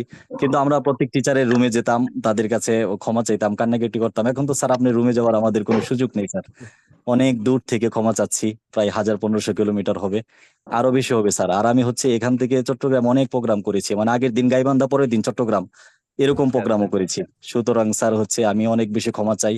আর আমার সব থেকে যেটা বেশি ভয়, আমি অ্যাক্সিডেন্টকে খুব ভয় করি। আর আমি 24 ঘন্টা গাড়ির মধ্যে ঘুমাইতে থাকি। আমি যেন স্যার একটু কাজ করতে পারি, আমার জন্য একটু দোয়া করবেন। আর আমার খুব ইচ্ছা ছিল যে সকলকে নিয়ে যেন 1 মিনিট 2 মিনিট একটু মোনাজাত করতে পারি স্যার, এখন সেটা হয় কিনা, কিংবা কেউ বিরক্ত হয় কিনা, সময়ও নাই। তারপরে হচ্ছে আমিও ব্যস্ত মানুষ। হ্যাঁ, বুঝতে পারছি। তো ফারুক ভাই, আসলে আপনার কথা কখনোই ভুলবো না, আপনি আসলে চমৎকার একজন মানুষ। আর আমার সবচেয়ে বেশি ভালো লাগতো আপনার আগ্রহ, এবং আপনার উচ্চারণ তো স্পষ্ট, মাশাআল্লাহ। এবং আপনি আপনার জায়গা থেকে আসলে কাজ করছেন মানুষের জন্য, এটাই আসলে অনেক বড় একটা বিষয়। আমার জন্য দোয়া করবেন। আমি হয়তোবা অনেকের মনে কষ্ট দিয়ে থাকতে পারি জি একজন না শিক্ষক স্যার, হিসেবে, এটা স্যার হতেই সেটা পারে। হচ্ছে এই জন্য সেটা হচ্ছে আমি স্যার আমি আন্তরিকভাবে দুঃখিত। আপনাকে প্রথম দিন আমাদেরও ক্ষমা করবেন। আমি স্যার একটা কথা বলেছিলাম, সেটা হচ্ছে আমি তো প্রায় কয়েকশো টিচারের কাছে পড়েছি, মানে মানে এত আগ্রহের সাথে এবং কোনো প্রশ্নের সাথে কোনো বিরক্তি নেই এবং কোনো রাগ নেই, কোনো অভিমান নেই। রাত 1টা বাজলেও আমি তো আপনি শেষ পর্যন্ত থাকি। এমন হয়েছে একদিন হচ্ছে প্রায় 1টা ছুঁই ছুঁই, এমন অবস্থায় আপনি বলেছেন আরো কেউ আছেন কিনা, আরো কেউ কিছু বলবেন কিনা, হ্যাঁ ফারুক ভাই কিছু বলবেন কিনা। ওই দিন আরো 2-3 জন ছিল আমাদের সাথে, আপনি ওনাদের ঠিক নাম ঠিক ধরে ধরে বলেছিলেন যে কিছু বলবেন কিনা। আসলে এই জন্য স্যার অনেক বেশি আমি আপনার আসলে জন্য দোয়া করি। আমি আমি আসলে স্যার আমি এই যতদিন স্যার পৃথিবীতে বেঁচে থাকবো, আমি নামাজ পড়ে আমার আজ পর্যন্ত 1 ওয়াক্ত নামাজ ওইভাবে কাজা হয় নাই, কিন্তু আমি যতদিন পৃথিবীতে বেঁচে থাকবো আমি মানে উস্তাদের জন্য একটা দোয়া থাকে, ওয়াল উস্তাজিনা ওয়ালি শাইখিনা ওয়ালি আহবাবিনা ওয়ালি আজওয়াজিনা ওয়া যুররিয়াতিনা কুররাতা আইন। মানে এই উচ্চারণটা আসলেই, উচ্চারণটা আসলেই এটা মনে রাখবেন স্যার, আপনি ওই আমার যত উস্তাদ আছে তার থেকে আপনি খুব কাছাকাছি আছেন স্যার, ইনশাল্লাহ। আলহামদুলিল্লাহ, আপনার জন্য অনেক স্যার দোয়া। দোয়া আর থাকবে স্যার। আপনারা যারা আসলে এত কষ্ট করে জেগে থাকেন আমার ক্লাসগুলো করেন, আপনাদের সকলের এক একটা প্রত্যাশা আছে। আমি সবসময় আপনাদের সেই প্রত্যাশাটাকে শ্রদ্ধা করি, কারণ আমি চাই যে আমি কি আসলে ভালো কিছু দিতে পারছি, সেই প্রশ্নটা আমি আমার নিজেকেও করি। আমি চেষ্টা করি ভালো কিছু দেওয়ার জন্য, এবং আমার যে শিক্ষা বা যেটা শিক্ষা আপনাদেরকে দেওয়ার চেষ্টা করেছি, এটা যদি জীবনের কোনো একটা জায়গাও কাজে লাগে তাহলে আসলে আমার সার্থকতা। এই আর কি। না সত্যি স্যার আপনি অনেক ঠিক ভালো। আছে, ঠিক স্যার আছে। অনেক কিছু শিখছি স্যার। এক সময় বলতাম যে জন্ম, কিন্তু আপনার থেকে শিখলাম স্যার জন্ম। তবুও আমি চাই আরো চর্চা করে যান হাফিজ। স্যার হ্যাঁ, স্যার যিনি কথা বলছেন স্যার উনি মনে হয় মানে জানি আলম ভাই। না, ও মানে হচ্ছে হাফেজ রেজাউল করিম। হ্যাঁ, ও হাফেজ মোহাম্মদ মাশাআল্লাহ, রেজাউল করিম। আলেম মানুষ। ঠিক তবে আছে। হচ্ছে স্যার মানে কয়েকজনের সাথে আমার এমনিতে ওইভাবে সম্পর্ক হয়েছে, 2-1 জনের সাথে। আপনি স্যার আমার জন্য দোয়া করবেন স্যার, আসলে আমি অবশ্যই অনেক অবশ্যই ফারুক কি ভাই, বলবো স্যার, আপনাদের কোনো জন্য ভাষা অনেক নেই। দোয়া থাকবে, ভালোবাসা থাকবে, সবসময় আপনাদের পাশে আছি আমি। কোনো বিষয় নিয়ে কোনো প্রশ্ন জানার থাকলে, কোনো বিষয় নিয়ে আমাকে দরকার পড়লে অবশ্যই নক করবেন। ঠিক আছে, আমি আছি সবসময় আপনাদের সঙ্গে। আমার আগের ব্যাচের স্টুডেন্টদের সঙ্গে এখনো আমার মাঝে মাঝে কথা হয়, হুট করে না স্যার দেখা হয়। একটা এটা হচ্ছে অনেক একটা বড় ব্যাপার বিষয়। হচ্ছে স্যার, মানে এখন তো মানে আমাদেরকে আপনাকে খুঁজতে হবে, কিন্তু এতদিন তো স্যার এমন একটা বিষয় ছিল যে রবিবার আসলে আপনি একটা নক দিতেন, একটা পাসওয়ার্ড দিতেন, মানে খুব এক্সাইটেড থাকতাম রবিবারের জন্য। আর স্যার আমি বাস্তবিকই মানে এতই বেশি ব্যস্ত, আমার একটা ছেলে আছে, মানে ওর 2 বছর প্লাস হয়েছে বয়স, মানে আমি ওকে মানে একটু বুকে জড়াই নিবো আমার এমনও অনেক সময় হচ্ছে না, কিন্তু আমি রবিবারের জন্য অনেক বেশি এক্সাইটেড ছিলাম। আসলে স্যার অনেক বেশি আপনাদের জন্য দোয়া থাকবে, এবং যত এখানে ভাই বোন আছেন সকলের জন্য দোয়া থাকবে। আর আমি অবশ্যই ভাই, ব্যক্তিগতভাবে আপনার আলহামদুলিল্লাহ জন্য খুব অনেক দোয়া এবং ভালোবাসা। আর আপনার সাথে জি যেহেতু জি আমরা স্যার। আমরা সোশ্যাল মিডিয়াতে আছি, সেক্ষেত্রে আমরা সবাই সোশ্যাল সবার সাথে মিডিয়াতে মাধ্যমে আজকে আসলে যোগাযোগ সোশ্যাল কন্টিনিউ মিডিয়ার রাখবো প্রোগ্রাম হলো ইনশাআল্লাহ। স্যার, আমার একটা পেজ ছিল, পেজ আমার এখনো আছে। তো আমার পেজে 50,000 প্লাস ফলোয়ার ছিল, মাসে ওখান থেকে 30-35, আমি 1 মাসে তো 50,000 টাকার মতো ইনকাম করেছিলাম। আলহামদুলিল্লাহ। যাই হোক, ওগুলো আমার কোনো ব্যাপার না, ওগুলো পেজ আমি 15 দিন খাটলেই ওই পেজ আমি প্রতিষ্ঠিত করতে পারবো, আমার ভাইয়া এই অফিসিয়াল লোক গ্রুপের যেহেতু আছে। মধ্যে যাদের যাদের পেজ উম, আছে, ইউটিউব চ্যানেল আছে, একটু লিংক গুলা শেয়ার করেন এই গ্রুপের মধ্যে, তাহলে আমরা সবাই হ্যাঁ একটু হ্যাঁ হ্যাঁ, কানেক্টেড সবাই থাকলাম সবাই সোশ্যাল মিডিয়ার মাধ্যমে। কিন্তু সবাই স্যার হচ্ছে কি, মানে অনেক যখন আপনি বেটার এখন হবে। আরেকটা নতুন একটা ভিডিও দিয়েছেন, আমি সকালে দেখেছিলাম 19টার মতো শেয়ার হয়েছে। মানে আবার 27 তারিখ থেকে আপনার স্টুডেন্ট আসবে, আপনার এটা প্রফেশন, আপনি অল্প করে টাকা নেবেন, আপনি এটা করতে থাকবেন, কিন্তু এখান থেকে তো আমরা জড়ে গেলাম স্যার। কিন্তু আমি চাচ্ছিলাম যে আমাদের যদি এমন সুযোগ হতো যে বারবার অনন্তকাল। যাই হোক স্যার, আমাদের অনেকের অনেক আমাদের মূল্যবান সময় নষ্ট করলাম স্যার, সকলে ক্ষমা করবেন, মাফ করে দেবেন আছে স্যার। আমি ফারুক স্যার আহমেদ ভাই। হচ্ছে আসলে স্যার আমি আজকে ক্লাসে ঢুকতে চাইছিলাম না, কিন্তু আসলে ঢুকলাম, বিদায়টা নেওয়ার জন্য। স্যার ভালো থাকবেন, দোয়া করবেন। আর আপনার সাথে অবশ্যই আমার একটা ব্যক্তিগত সম্পর্ক আছে, ইনশাল্লাহ আমি আশা করি এই সম্পর্ক ইনশাল্লাহ দেখা জান্নাত হবে, পর্যন্ত, ইনশাল্লাহ আমাদের দেখা ইনশাল্লাহ এই হবে সম্পর্ক অবশ্যই। জান্নাত পর্যন্ত থাকবে স্যার। জি, ঠিক আসসালামু আছে আলাইকুম ফারুক রহমতুল্লাহ। রহমান ভাই, ওয়ালাইকুম যে আসসালাম। আপনার চিটাগাং বাসা কোথায় স্যার আপনার? আমার বাসা হচ্ছে নিউ মার্কেটের পাশে, নিউ ও মার্কেটের আচ্ছা। পাশে। হ্যাঁ, এই আর কি। স্যার আমি তো মাসে একবার করে যাই নিউ মার্কেট, বলেন না কোন দিক দিয়ে। আমার বাসা হচ্ছে পূর্ব মাদারবাড়ি, পূর্ব আচ্ছা, মাদারবাড়ি। পূর্ব মাদারবাড়ি। আচ্ছা। পূর্ব হ্যাঁ, মাদারবাড়ি। ওখানেই তোমরা ইয়া আসলে। করো, এটা একটা আর্ট। স্যার পূর্ব মাদারবাড়ি গিয়ে আপনাকে খুঁজবো কোথায় সেটা বলুন। মালুম মসজিদের সামনে আসবেন, মালুম মসজিদ। মানব মসজিদের সামনে না হ্যাঁ, স্যার? বিল্ডিং মানে এতে কোনো নাম নাই স্যার? নাম ভাইয়া আছে। আপনাদের আমরা ঢাকা থেকে সবাই আপনাদের ওদিকে চলে যাব। আমরা যারা হ্যাঁ। ঢাকায় আছি স্যার আমার চিটাগং এ যাবো কিছুদিনের মধ্যে। আগ্রাবাদ মাজার গেট, আমি আমার বাবার বাসা, বাট আমি তো সব শুধু সময় যাই ওখানে। চিটাগাংয়ের মানুষরাই কি ওদিকে ঘুরবে, আমরা ঢাকার আমাদের মানুষরা যাব না? স্যার স্যার অবশ্যই একটা ব্যাপার হচ্ছে স্যার, মানে কখনো যদি আপনার সাথে কেউ দেখা করে সেখানে যেন স্যার অন্তত প্রথমে আমাকে কেউ রাখে স্যার। আমি বিমানে যাইতেও রাজি, হাইটে যাইতেও রাজি স্যার, মানে হামাগুড়ি অবশ্যই। আর দিতে ঢাকা আমি থেকে তো কে আছেন? ঢাকা থেকে কে যাবেন স্যারের সাথে দেখা ঢাকায় করতে? ঢাকায় সেদিন আমি আমাদের ঢাকায় আছি, আমি ঢাকায় আছি এবং ঢাকায় আমি প্রতিষ্ঠিত আলহামদুলিল্লাহ। ব্যাপার হচ্ছে ঢাকায় স্যার আমি আপনার ওই সাথে দেখা করবো ইনশাল্লাহ। ইনশাল্লাহ। আর জি আমি বলুন। ঢাকায় যাই তো, আমাদের অ্যাডভান্স কোর্সের স্টুডেন্টদের সঙ্গে সেদিন দেখা হলো, অসাধারণ একটা অভিজ্ঞতা, আমি ভুলবো না কখন। ঠিক আছে। ভাইয়া, হ্যাঁ আপনার পরিস্থিতি এটাই মনে হয় ভাবছিলাম, আমরা ঢাকা চট্টগ্রামের থেকেও আপনার সাথে এখনো দেখা করতে পারলাম না, অথচ ঢাকার গুলো দেখা করে আরে ফেলেছে। এটাই মনের মধ্যে এই অনেক যে কষ্ট। সেদিন যে একটা আমাদের মিটিং হলো, মিট আপ হলো, দুইবার হলো, একটা ধানমন্ডিতে আর একটা হচ্ছে মিরপুর 12-তে। সবাই যে আসলে কবিতাকে, উচ্চারণকে, এই ব্যাপারটাকে এত খুব ভালোবাসে জেলাস হয়েছিল ভাইয়া এবং যে এত আমি কি ভালোবাসে যে তারা ছুটে আসছে। আমি তো অবাক যে আমি ভাবলাম যে হবে, কিন্তু এত ভালোবাসা, এত সবাই যে ছুটে আসে শিখছে এই অনলাইনের প্ল্যাটফর্মটাকে ছাপিয়ে, এটা একটা খুব চমৎকার, আমার জীবনের একটা সুন্দর ভাইয়া সময়। এই কারণে খুবই জেলাস হয়েছে যে চট্টগ্রামে থেকে আপনাকে এখনো আপনার সাথে মিট করতে পারলাম না, তারা পারলো। এটা আসলে তারা আমরা ভাইয়া চট্টগ্রামে আমরা একদিন মিট আপ পারিনি হবে বলে আমাদের।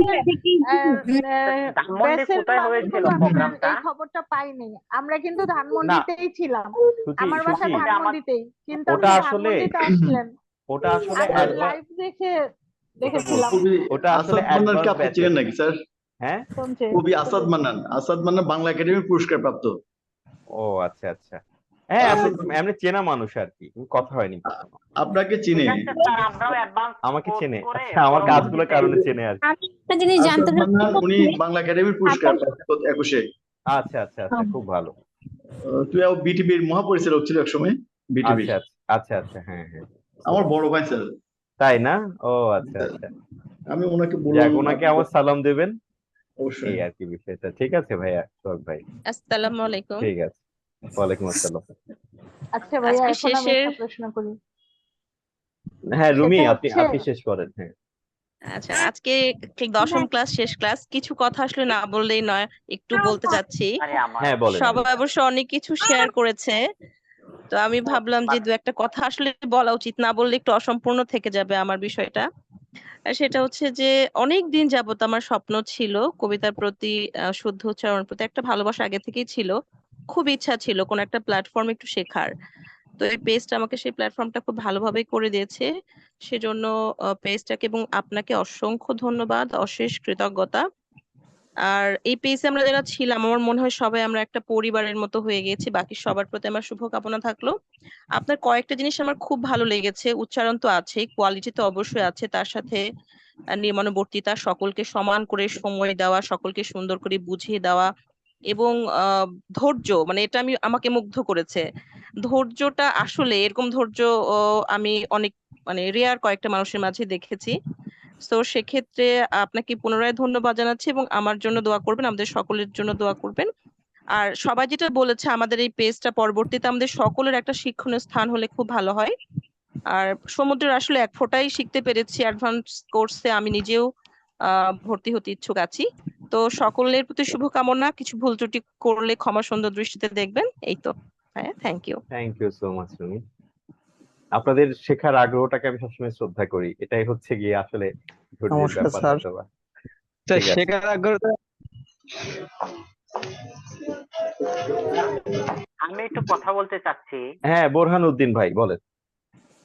স্যার, জীবনে আসলে আমি অনার্স মাস্টার্স করেছি, এরপরও প্রফেশনাল অনেক ডিগ্রি নিয়েছি, অনেক ক্লাস করেছি জীবনে, কিন্তু স্যার আপনার আজকের যে শেষের ক্লাসটা, এই শেষের ক্লাসটা আমাকে বারবার পীড়া দিচ্ছিল। হঠাৎ করে আমার স্যার একটা কনসালটেন্সি বিজনেস আছে, আমি ওইটার সিইও এবং ফাউন্ডার, বাট হঠাৎ করে দেখি কিছুক্ষণ আগে 8টার দিকে যে আজকে ক্লাস হবে। আসলে খুবই ব্যস্ত থাকি, আমি ইনকাম ট্যাক্স প্লাস ব্যাট এবং কোম্পানি ম্যাটার্স নিয়ে কাজ করি। হঠাৎ করে দেখি স্যার আপনার আজকে ক্লাস হবে। বাসায় ফোন দিয়ে বলছি যে আজকে আসলে আমার 9টা থেকে ক্লাস হবে, রেগুলার 10টায় ছিল, আমাকে আজকে অন্য কোনো কিছু বাসায় এসে করা যাবে না, আমাকে ক্লাসটা করতে হবে, মানে সিনসিয়ারলি ভাবে। আসলে আমি স্যার কেন জানি না স্যার আপনার প্রতি আসলে একটা অমায়িক আমার দুর্বলতা চলে আসছে, যে যে স্যার আমার আসলে আমি জীবনে এই উচ্চারণের ব্যাপারে অনেক জায়গায় বিভিন্ন কথার সম্মুখীন হয়েছি, যে আসলে গ্রামের ছেলে ঠিক আছে, তারপরেও আমার ফ্যামিলিতে 100% শিক্ষিত, কিন্তু গ্রামের ভাষায় কথা বলে, ঠিক আছে। এই ভাষাটা যে স্যার একটা শিক্ষণীয় স্থান আছে, এটা স্যার আসলে আমার জানা ছিল না। আমি ঢাকায় অনেকদিন থাকি, হঠাৎ করে আপনার পেজটা আসছে, আসার পরে আমার খুব কিউরিওসিটি, তখন আমার সিএ প্রফেশনের পরীক্ষা হয়েছিল, তারপর পরীক্ষা শেষ করার পর পরে আমি এডমিশনটা নিয়েছি। যাই হোক আলহামদুলিল্লাহ যাই শিখতে পেরেছি, আহ, আমি যদি এখন রেগুলার চর্চা করি, I am 100% confident about my study, যে আমি আসলে এটা ডেভেলপ হবে আমার ডে বাই ডে। অবশ্যই আশা রাখি। অবশ্যই অবশ্যই। আমি স্যার অ্যাডভান্স কোর্সে আশা রাখি ভর্তি হব। ভর্তি হবো আর একটা কারণ স্যার, আপনার সাথে আবার দ্বিতীয়বার দেখা হবে, প্লাস প্রতিনিয়ত কথা হবে, তার জন্য এটাই হয়তোবা একটা শেখার জায়গাটাকে শিক্ষকের প্রতি, মানে আমার শিক্ষককেও আমি খুব ভালোবাসতাম, সেদিনও কথা হলো। শিক্ষকের প্রতি যে একটা ভক্তি, শিক্ষকের প্রতি একটা শ্রদ্ধা ভালোবাসা, এটা খুব দরকার। এটাই আমাদেরকে আসলে কাজটাকে কন্টিনিউ করতে অনেক বেশি অনুপ্রাণিত করে। ঠিক আছে বোরহান ভাই, আমি আপনার সূত্র ধরে আমি আমার শিক্ষককে দেখছি, আপনার চোখ দিয়ে আমার শিক্ষককে দেখছি, আমার শিক্ষক কতখানি প্রিয় ছিল আমার। ব্যাপারটা হচ্ছে আমি স্যার ঢাকায় বিশেষ করে ব্যস্ত থাকি, তারপর আপনার শীতটা প্রতিদিন নিয়ে যায়, অফিসে গিয়ে দেখবো, সময় আসলে তেমনটা ম্যানেজ করতে পারি নাই। তারপর যতটুকু সম্ভব বাসায় বাচ্চাদের সাথে খেলা করে। আমার একটা ছোট মেয়ে আছে 2 বছর, আলহামদুলিল্লাহ ও কবিতা পড়ে, এখন খুব ভালো লাগে আমার কাছে।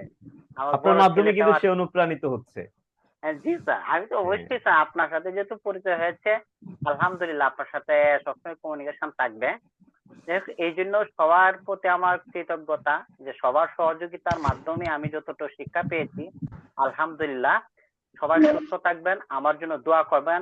আমার অফিস হচ্ছে কারণ বাজার, যদি আশেপাশে কেউ আসেন, কোনো কাজে আসেন, আমার অফিসে চায়ের দাওয়াত রইল ইনশাল্লাহ।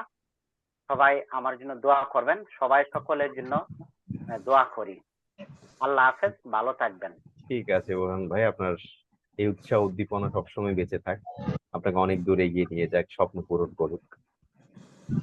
ভাইয়া ঠিক আছে আসসালামু স্যার আলাইকুম। নমস্কার। হ্যাঁ, অনেকের বিভিন্ন কথা আছে। আচ্ছা, সানা কি বলতে চাচ্ছে? সানা। জি স্যার, হ্যাঁ মানে সানা স্যার বলেন। আমার মানে ক্লাসগুলো আমি যথারীতি করার চেষ্টা করছি। আর আমার যেহেতু পরীক্ষা ছিল বিধায় আমি হয়তো ক্লাসটা করেই চলে গেছিলাম। হ্যাঁ, আপনাকে দেখতাম কিন্তু আপনি পড়া না দিয়ে চলে যেতেন।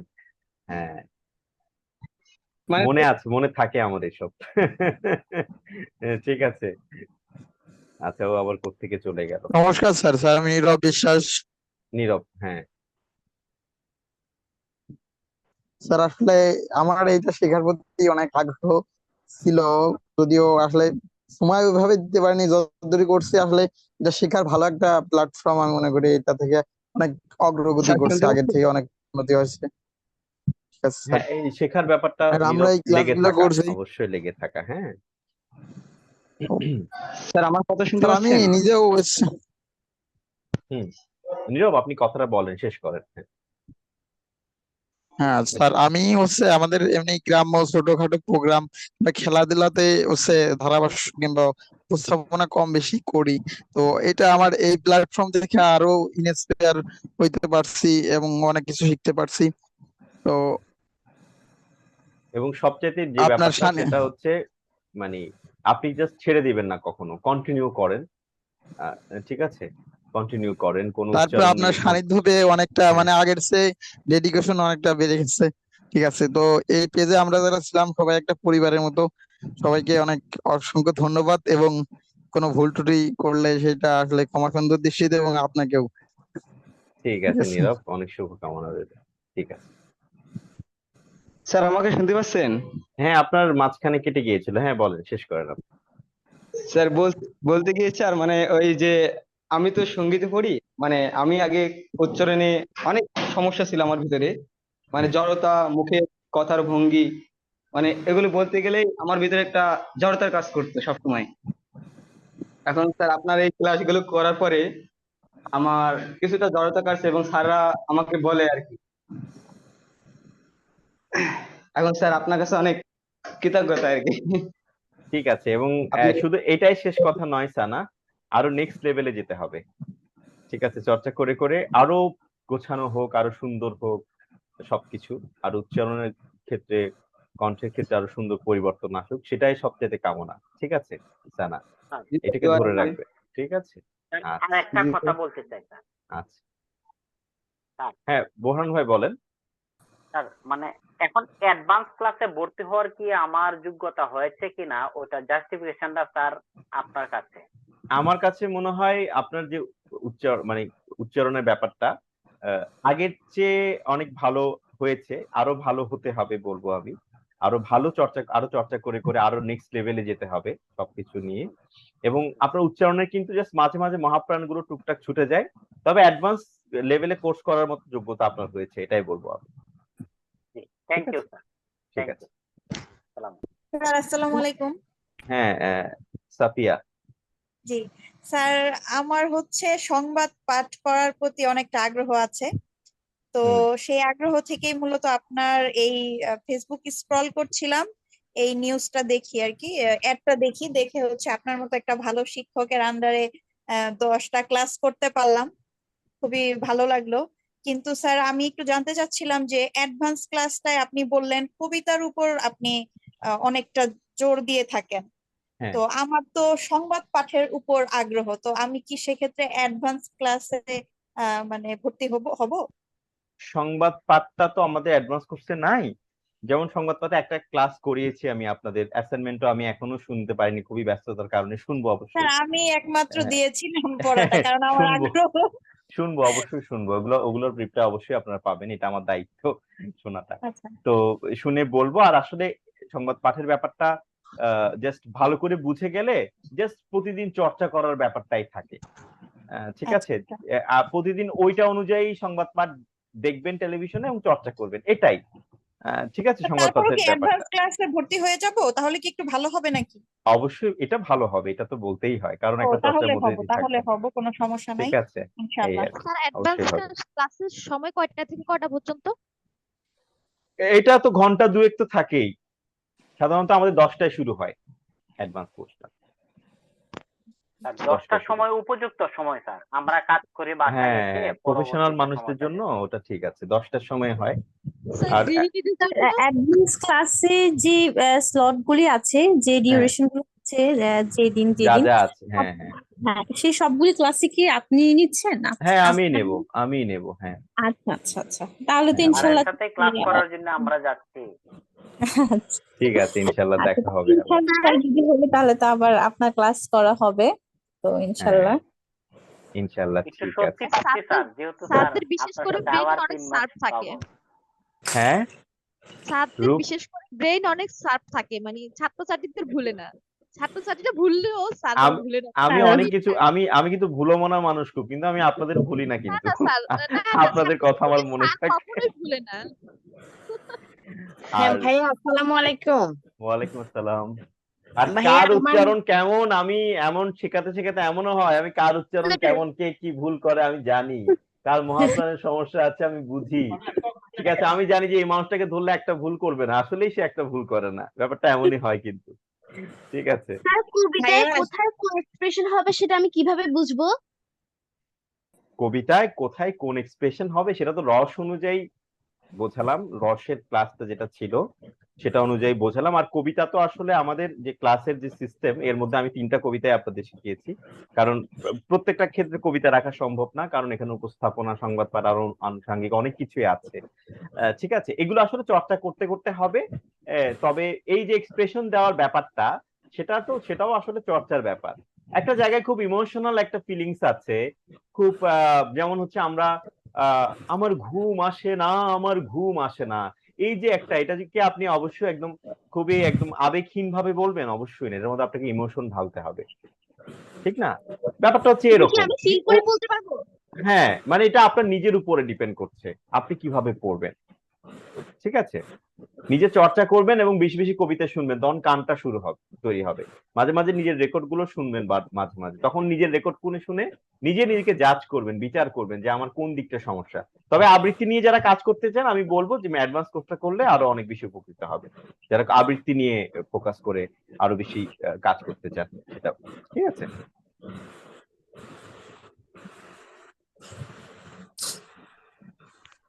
ঠিক আছে, স্যার তাহলে আমি আজকের ক্লাসটা শেষ হ্যাঁ, কারোর কিছু বলার আছে আর? হ্যাঁ স্যার অ্যাডভান্স কোর্স আসসালামু আলাইকুম। হ্যাঁ রূপ, সপ্তাহে কোন দিনে হয়? সাধারণত মঙ্গল, বুধবার, সোমবার এই সময়টার মধ্যে হবে আর কি। আচ্ছা স্যার এই যে হ্যাঁ রাত স্যার 10টায়? রাত 10টায়, হ্যাঁ। Sir okay sir. বিডমেট থেকে যে মিউজিক নিয়ে আপনি যেটা মানে ইয়ে করা যায় ওইটা কি এগুলো থেকে না নেওয়াই ভালো রূপ, এগুলো থেকে না নেওয়াই ভালো। হ্যাঁ, এগুলো রিস্কি আসলে পূর্ণ। স্যার একটা প্রশ্ন ভাইয়া করতে আপনি চাচ্ছিলাম। হ্যাঁ, আচ্ছা মারিয়াম, আপনি কি কিছু একটা জিজ্ঞেস করতে চেয়েছিলেন মনে হয়? হ্যাঁ মারিয়াম হ্যাঁ ভাইয়া, বলেন। জি ভাই, আমার তো মনে হচ্ছে আজকে সোমবারটা না আসলেই ভালো হতো। প্রথমত এটা আমি প্রতি সোমবার যতটা অপেক্ষা করি, আজকে সোমবারটা ততই পিছিয়ে গেলে মনে হয় ভালো হতো, জাস্ট ইমোশন। আর ভাই আপনি বাচ্চাদের যে ব্যাচ, মানে আমার সাথে সাথে আমার মেয়ে মোটামুটি আপনার স্টুডেন্ট হয়ে গেছে। খুব আমি ভালো, ছোট্ট একটা গ্রুপ দিয়েছি গ্রুপে। দেখবো। আপনি বাচ্চাদের ব্যাচ গুলো কত বছর বয়স থেকে শুরু করে? আসলে আমার স্টুডেন্ট গুলো তো আসলে দেখা যায় কি একেবারে আদো আদো কথা বলতে পারে, এরকমও আছে। মানে বয়স ওদের কত আমি জানি না আসলে। ঠিক আছে, তো মোটামুটি কথা বলতে পারে, ওগুলোও শেখায়, মা বসে থাকে পাশে। বাচ্চাদের ক্লাস তো আমি অনেক এনজয় করি, এই আর কি। আমার স্যার মেয়ে কথা বলতে পারে ভয়েসটা টুকটাক, শুনে আপনি আমি, ভর্তি করাতে পারেন। এবং ভাই আমি বাচ্চারা এত যেহেতু ভালো ক্যাচ করে, মাশাআল্লাহ, বাচ্চারা এত ক্যাচ করে ভালো। মানে ওরা ভাইয়া এত লাস্ট সুন্দর উচ্চারণ করবে, মনে হয় যে আমাকে হার মানিয়ে দিচ্ছে, এত সুন্দর উচ্চারণ সেই করে। জন্য তো স্যার এত আনন্দ থাকেন আপনি। ভাই আমি ওরাই তো বলেছি যে আমি ওরাই তো টিচার ছিলাম বগুড়া ক্যান পাবলিকে 4 বছর, এখন কলেজের লেকচারার হিসেবে 2 বছর, 6 বছর। এবং আমি ভাই আপনারও 2 বছর জুনিয়র, আপনি 5-এর ব্যাচ, আমি 7-এর ব্যাচ। বাট আমার শিক্ষকতা জীবনও 6 বছর, বাট আমি একজন শিক্ষক পেয়েছি, মানে এটা আমার জন্য অনেক ব্লেসিং। এবং এত আসলে কবিতা বলেন ভাইয়া, আবৃত্তি, আমরা তো প্রফেশনের জায়গাটা খুব বাধ্য হয়ে করি, কিন্তু আমাদের মনের খোরাক মনে হয় ভাইয়া আপনার মানে যে আবৃত্তি তা তো শেখা, ভীষণ সত্য, এগুলো তো মনের খোরাক আসলে মারিয়াম, তাই হ্যাঁ না? এই মানে মনের খোরাক বিষয়গুলো আসলে সব জায়গায় পাওয়া যায় না ভাইয়া, মানে খুব তাই, খুব তাই। মানে ভেরি যেমন ব্লেসিং যে হ্যাঁ, যেমন একটা সময় মন খারাপ হলেই কবিতা পড়েছি, খুব খারাপ, প্রচন্ড খারাপ সময়, কিছুই ভালো লাগছে না, একটা ভালো কবিতা, একটা ভালো চরণ আমার মন ভালো করে দিয়েছে, শক্তি মন দিয়েছে ভালো মনকে। করে দেয়। এই যে হ্যাঁ শক্তি, এটা হয়তো বা এখন প্রফেশন হয়ে গেছে, কিন্তু এই ভালোবাসাটাই তো ছিল বলেই এত কাজ করে যাওয়া। না হলে তো ভালোবাসা না থাকলে তো কোনো, আমরা তো কাজ মানে করে ভাইয়া গেলে জীবনে সে জায়গাটা হয় চলা না। আর জীবনে ভালো থাকা, তো আমার মনে হয় আপনার যে কোর্স, আপনি হচ্ছে ভালো থাকাটা শেখান। এবং মানে আপনি হচ্ছে আপনার লাইফটা কেমন জানি না, বাট আপনি অনেকের ভালো থাকার অনুপ্রেরণা, এটা মানে আই বিলিভ ইট, বা আমি এটা বুঝে গেছি। বা আমার মনে হয় যারা আমরা আছি বা যারা এই কোর্স গুলো করি, প্রত্যেকেই সৃজনশীল, প্রত্যেকেই ক্রিয়েটিভ মানুষ, এই জন্যই আসলে আমাদের খুঁজে পাওয়া আপনাকে। তো ভাইয়া থ্যাংক ইউ ভেরি মাচ, আপনাকে মনে থাকবে। এবং আপনি মনে রাখার মতো একজন মানুষ ভাইয়া, খুব ভালো থাকেন। খুব ভালো লাগলো মারিয়াম। স্যার আর একটা প্রশ্ন করতে চাচ্ছিলাম। আমার একটা কথা মনে পড়লো আপনার কথা। আমিও ঠিক আজ থেকে অনেক বছর আগে আমিও একটা ভালো লাগার মানুষকে খুঁজে পেয়েছিলাম, তিনি আমার শিক্ষক ছিলেন। যখন আসলে কাউকে, আসলে আমাদের সমাজে সংবেদনশীল মানুষের সংখ্যা খুব কম, যারা আসলে মনের কথা বোঝে। কেউ আসলে আপনার খুব ভালোবাসার মানুষ, কাছের মানুষ, আপনি কেমন আছেন সেই প্রশ্নটাও অনেকে করবে না, কিন্তু আপনার মন ভালো আছে কিনা মারিয়াম, ব্যাপারটা কিন্তু একদম এমনটা কিন্তু। একদম একদম হ্যাঁ হ্যাঁ, তো এই মানুষগুলোকে পাওয়া এটা অনেক বড় ব্লেসিংস, এগুলো কিন্তু আমরা ছড়িয়ে দিচ্ছি, যেমন আপনি আরেকজনকে ছড়িয়ে দেবেন, সে আপনাকে কিন্তু প্রিয় মনে করবে। এই যে ভালো লাগার অনুভূতি ছড়িয়ে দেওয়া, এটা যারা অনুভব করে তারাই বোঝে ব্যাপারটা আসলে ঠিক কেমন, কতটা শক্তিশালী। ঠিক আছে, নিশ্চিন্তা, একেবারে অভ্যন্তরীণ ব্যাপার। হ্যাঁ, যাই হোক অভ্যন্তরীণ ভাইয়া, ব্যাপার, ঠিক তাই। আপনি ভালো থাকুন, খুব ভালো থাকুন ভাইয়া, আপনার জন্য অনেক দোয়া। ঠিক আছে, অবশ্যই মারিয়াম, স্যার আপনার জন্য অনেক স্যার দোয়া স্যার থাকবে। একটা প্রশ্ন স্যার করতে যাচ্ছিলাম। হ্যাঁ হ্যাঁ, ফয়সাল বলেন। স্যার আমাদের আপনি যেটা বললেন একটু আগে যে মানে নিজেরা কন্টেন্ট ক্রিয়েট করে বা ইউটিউবে বা ফেসবুক পেজে, হ্যাঁ তো এইটার ব্যাপারে যদি স্যার আপনার নিজস্ব যে এই ইউটিউব চ্যানেলটা আছে হ্যাঁ বা ফেসবুক পেজে, সেখানে যদি একটু দিক নির্দেশনা দিতেন আমাদের জন্য, তাহলে এটা ভালো হতো, মানে যে কিভাবে আমরা সবকিছু করব বা ইয়ে করতে পারবো। আহ, আচ্ছা এবং সেটা যদি স্যার আমাদের গ্রুপেও যদি শেয়ার করতেন, তাহলে আমাদের জন্য মানে জিনিসটা ইজি হতো আর কি, মানে আমরা কোন বুঝতে কোন পারতাম। বিষয়গুলো আপনারা জানতে চান এগুলো একটু আমাকে প্রয়োজনে গ্রুপেও একটু লিখে দিবেন, তাহলে আমি জাস্ট আপনাদের ঠিক আছে সঙ্গে ব্যাপারগুলো জানালাম। ঠিক আছে স্যার ফয়সাল? ভিডিওর ব্যাপার যেহেতু আসতো স্যার সেখানে আরেকটা জিনিস ক্লাসটা করে খুবই ভালো লেগেছে এবং আপনাকে অনেক ধন্যবাদ। ঠিক আছে অনেক এনজয় ফয়সাল, করেছি আমরা সবাই এবং সবাইকে খুব মিস করব। ধন্যবাদ ঠিক স্যার। আছে ফয়সাল, ভালো থাকবেন। স্যার বেশি আপনি ভালো কথা থাকবেন। বলবো না, একটা কথা বলবো স্যার। স্যার অনেক সময় স্যার আপনাকে প্রশ্ন করে মানে আপনার মূল্যবান সময় নষ্ট করছি স্যার। না, প্রশ্ন না করলে তাই শিখবো কিভাবে আমরা? ঠিক আছে, তারপর প্রশ্ন না, আমি লেকচার দিয়ে গেলাম, আপনারা চুপ করে হ্যাঁ সব ভালো, সব ভালো তো ভালো না, প্রশ্ন করতে হবে, জানতে হবে। তারপরও স্যার আপনার মূল্যবান সব সময় ভালো নষ্ট করার জন্য ক্ষমা করবেন আর কি। না, ক্ষমা করার কিছু নেই, এবং আপনাদের পেয়ে আমি সবসময় গর্বিত। ঠিক আছে, আপনারা যে স্যার শেখারে এত বেশি আরেকটা জিনিস স্যার থাকে, জানার একটু এটা অনেক বড় কিউরিওসিটি কিছু। ছিল। ঠিক আছে, যে জি আপনারা স্যার। যে একদম খুব শেখার জন্য রাত জেগে থাকতেন, চুপ করে শুনছেন, কয়জন আজকে এই সুন্দর চর্চাগুলো করে বলেন, তাই না? এটা হচ্ছে অনেক বড় বিষয়। আপনাদের মধ্যে সেই ব্যাপারটা আগ্রহ আছে বলেই তো আসলে আমি বেঁচে আছি। এই আর কি। ঠিক আপনি আছে, আছেন বলেই তো আসসালামু স্যার শিখতে পারছি স্যার। ঠিক আছে, ইনশাল্লাহ কথা হবে সব আসসালাম সময়। স্যার আসসালামু আলাইকুম। হ্যাঁ, সুচি কিছু বলতে চেয়েছেন কি আপনি, সুচি? জি স্যার, বলতে চাচ্ছিলাম যে ভাইয়া ভিডিওর কথা যেহেতু বললো, তো সেখানে একটা জিনিস জানতে চাচ্ছিলাম যে কি কি বিষয়গুলো অনুসরণ করলে মানে ভিডিওর কোয়ালিটিটা আর একটু ভালো হয়। কারণ অনেক সময় দেখা যায় একটা ভিডিও করে যদি ফেসবুকে হয় সেখানে ভিডিও কোয়ালিটিটা অনেক মানে লো হয়ে যায়। আমি যখন স্ক্রিনে দেখি সেখানে দেখা যাচ্ছে এইচডি দেখা যাচ্ছে, কিন্তু যখন ফেসবুকে যাচ্ছে বা আপলোড করা হচ্ছে সেখানে এটার মানটা অনেকটাই কমে যাচ্ছে। এইসব বিষয়গুলো যদি একটু স্যার কখনো মানটা বলেন। মানটা আসলে কমে। একটা ধরা যাক, ক্যামেরা দিয়ে এখন কয়জন ভিডিও বানায়? বেশিরভাগই তো মোবাইল দিয়েই কাজ করে মানুষ। একটা ভালো কোয়ালিটির মোবাইলের ক্যামেরা যদি হয়, একটা ভালো কোয়ালিটির ক্যামেরা যদি হয়, তাহলে সেটার মান অবশ্যই অনেক ভালো থাকবে। আর ব্যাপারটা হচ্ছে, এটা যখন বিভিন্ন অনেকেই যখন তাদের নিজ থেকে ইয়েটা দেখে, ভিডিওটা দেখে, তখন এগুলো বিভিন্ন সেগমেন্টে ভাগ হয়ে যায়। যেমন দেখা যায় কি 144 পিক্সেলে সে দেখছে, কারণ তার ওখানে নেটওয়ার্ক ভালো না, তার ওয়াইফাই স্পিড ভালো না। ঠিক আছে, হুম। এটা আসলে ব্যারিটা করবে, খুব স্বাভাবিক। কিন্তু যে আবার স্পিডটা ভালো, সে মোটামুটি একটা ভালো কোয়ালিটি পাচ্ছে, যাতে সবাই ভিডিওগুলো দেখতে পারে, এই কারণে। কিন্তু ভালো আচ্ছা ক্যামেরার যদি ভিডিও হয়, তাহলে অবশ্যই সেটা কোয়ালিটি ভালো থাকবে। সত্যি কেমন, আচ্ছা এই আচ্ছা আর কি। আর হচ্ছে মানে অডিও অডিও কোয়ালিটিও ভালো থাকাটা ইম্পর্টেন্ট। আচ্ছা আচ্ছা ঠিক আছে, তার জন্য একটা ভালো মাইক্রোফোনের দরকার আছে। ঠিক আছে, ঠিক হ্যাঁ, আছে। এই আর কি। ভাই স্যার আসসালামু আলাইকুম। হ্যাঁ, ওয়ালাইকুম আসসালাম। রাবিয়া সুলতানা বলছিলাম। হ্যাঁ, রাবিয়া সুলতানা, ভালো আছেন? জি জি আই বলেন। জি, আলহামদুলিল্লাহ স্যার ভালো আছেন আপনি? হুম, ইনশাল্লাহ ভালো, আলহামদুলিল্লাহ ভালো আছি। জি বলেন।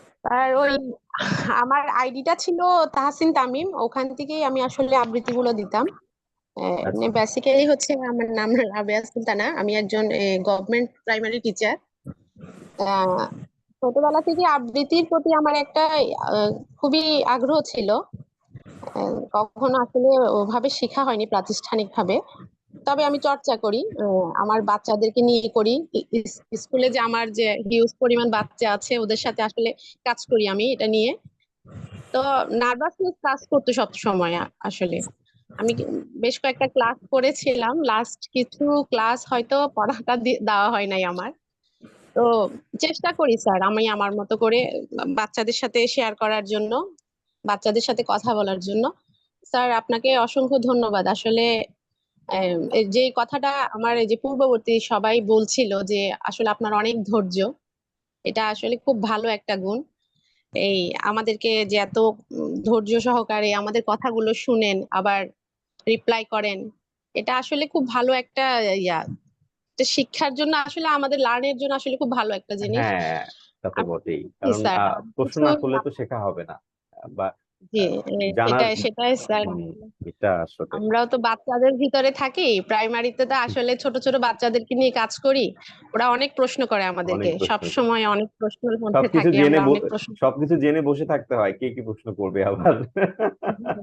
হ্যাঁ, তবে এই যে ধৈর্য বিষয়টা আসলে কিন্তু স্যার খুব ভালো একটা গুণ। এটা আমি এই এখন হয়তো অভিজ্ঞতার মানে মাধ্যমে শিখেছি। আমার চাকরির বয়সও প্রায় 13 বছর পূর্ণ হয়েছে।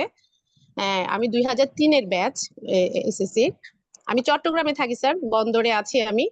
আহ, আর একটা কথা বলবো স্যার, এই যে কিছুক্ষণ আগে কিন্তু আপনি একটা কথা শেয়ার করেছেন, এটা আমার কাছে খুব ভালো লেগেছে, যে আসলে আমাদের অনেক বন্ধু বান্ধব আছে, কিন্তু এই যে আমরা যে মনের কথা শেয়ার করব, যে নিজেদের একটা অভিব্যক্তি কারো কাছে বলবো, ওরকম মানুষগুলো যেন আস্তে আস্তে কমে যাচ্ছে। নাই মানে তো কেন আসলে জানি মনে হয় যে কারোর সাথে কথা বলে এখন আর সেই কোনো কিছু শিখার কিছু পাই না। শিক্ষার এই কিছু যে খুব পায় না। মন খারাপ হলে যে একজন ভালো একটা বন্ধুর সাথে কথা বলবো, সে যে আমাকে কিছু ব্যাকআপ দিবে, বা আমি আবৃত্তি করছি, আমি সেটা কাউকে পাঠালাম, সে আমাকে বললো, মানে অমন কিছুই আসলে এখন আর পাওয়া যায় না। সবাই খুব যেমন তাই। কেমন জানি আত্মকেন্দ্রিক হয়ে গেছে। হুম। তো আমি আসলে একটা কথা বলবো, যে আমরা যে গ্রুপে আবৃত্তি সবাই করেছি আসলে বা সবাই বস্তুগত স্কুলে বিষয় নিয়ে গিয়েছি। পড়ে আছে। মানে তার জি একটা দামি মোবাইল ফোন লাগবে, তার এটা লাগবে, সে এসব নিয়ে পড়ে আছে। কিন্তু এসব তো আসলে আমাদের মনকে আনন্দ দিচ্ছে না বা মনকে শান্ত করছে না, মনের কষ্টটাকে আসলে ভুলিয়ে দিচ্ছে না। কিন্তু আমরা বরঞ্চ আরো বেশি অস্থির হয়ে উঠছি দিনকে দিন, তাই না? আমরা শিখতে আসলে পারছি না, সবচেয়ে বড় বস্তুগত কথা হচ্ছে বিষয় স্যার নিয়ে পড়ে সেটা। আছি অনেক বেশি। হ্যাঁ, আমি দেখা একটা যায় যে যদি আবৃত্তি হ্যাঁ বলেন। স্যার, আমি যদি একটা আবৃত্তি গ্রুপে শেয়ার করি, তাহলে সেখানে যে কিছু পজিটিভ ইয়া থাকবে, আবার কিছু নেগেটিভও থাকবে। আসলে কথা হচ্ছে যে মানুষ সহজভাবে অনেক কিছু নেয় না। আমার কথা হচ্ছে যে হ্যাঁ, একটা আবৃত্তির মধ্যে ভুল থাকতে পারবে, ভুল সংশোধন থাকাটা খুব করে মানুষ স্বাভাবিক। কেন জানি দেয় না। হুম। জি।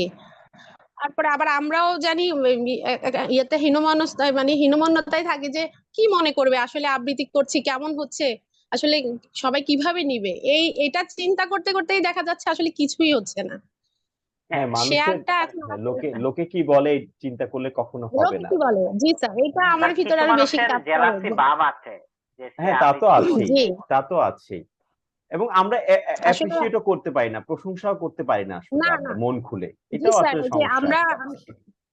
আমি ক্লাসেও কিন্তু বাচ্চাদের বলি যে আসলে আমরা প্রশংসা করতে যাই না, আমি নিজেও পারি না, অন্য কেউ করলে তাকে আমরা করতালি দিতেও আমরা কার্পণ্য এবং বোধ অনেকে করি। একটা কথা বলে মুখোমুখি প্রশংসা করা ঠিক না। না না, মুখোমুখি প্রশংসা করতে হবে, যেটা ভালো সেটা ভালো বলতে হবে। সেটাই এটা তো তোষামোদী নয়, ঠিক আছে?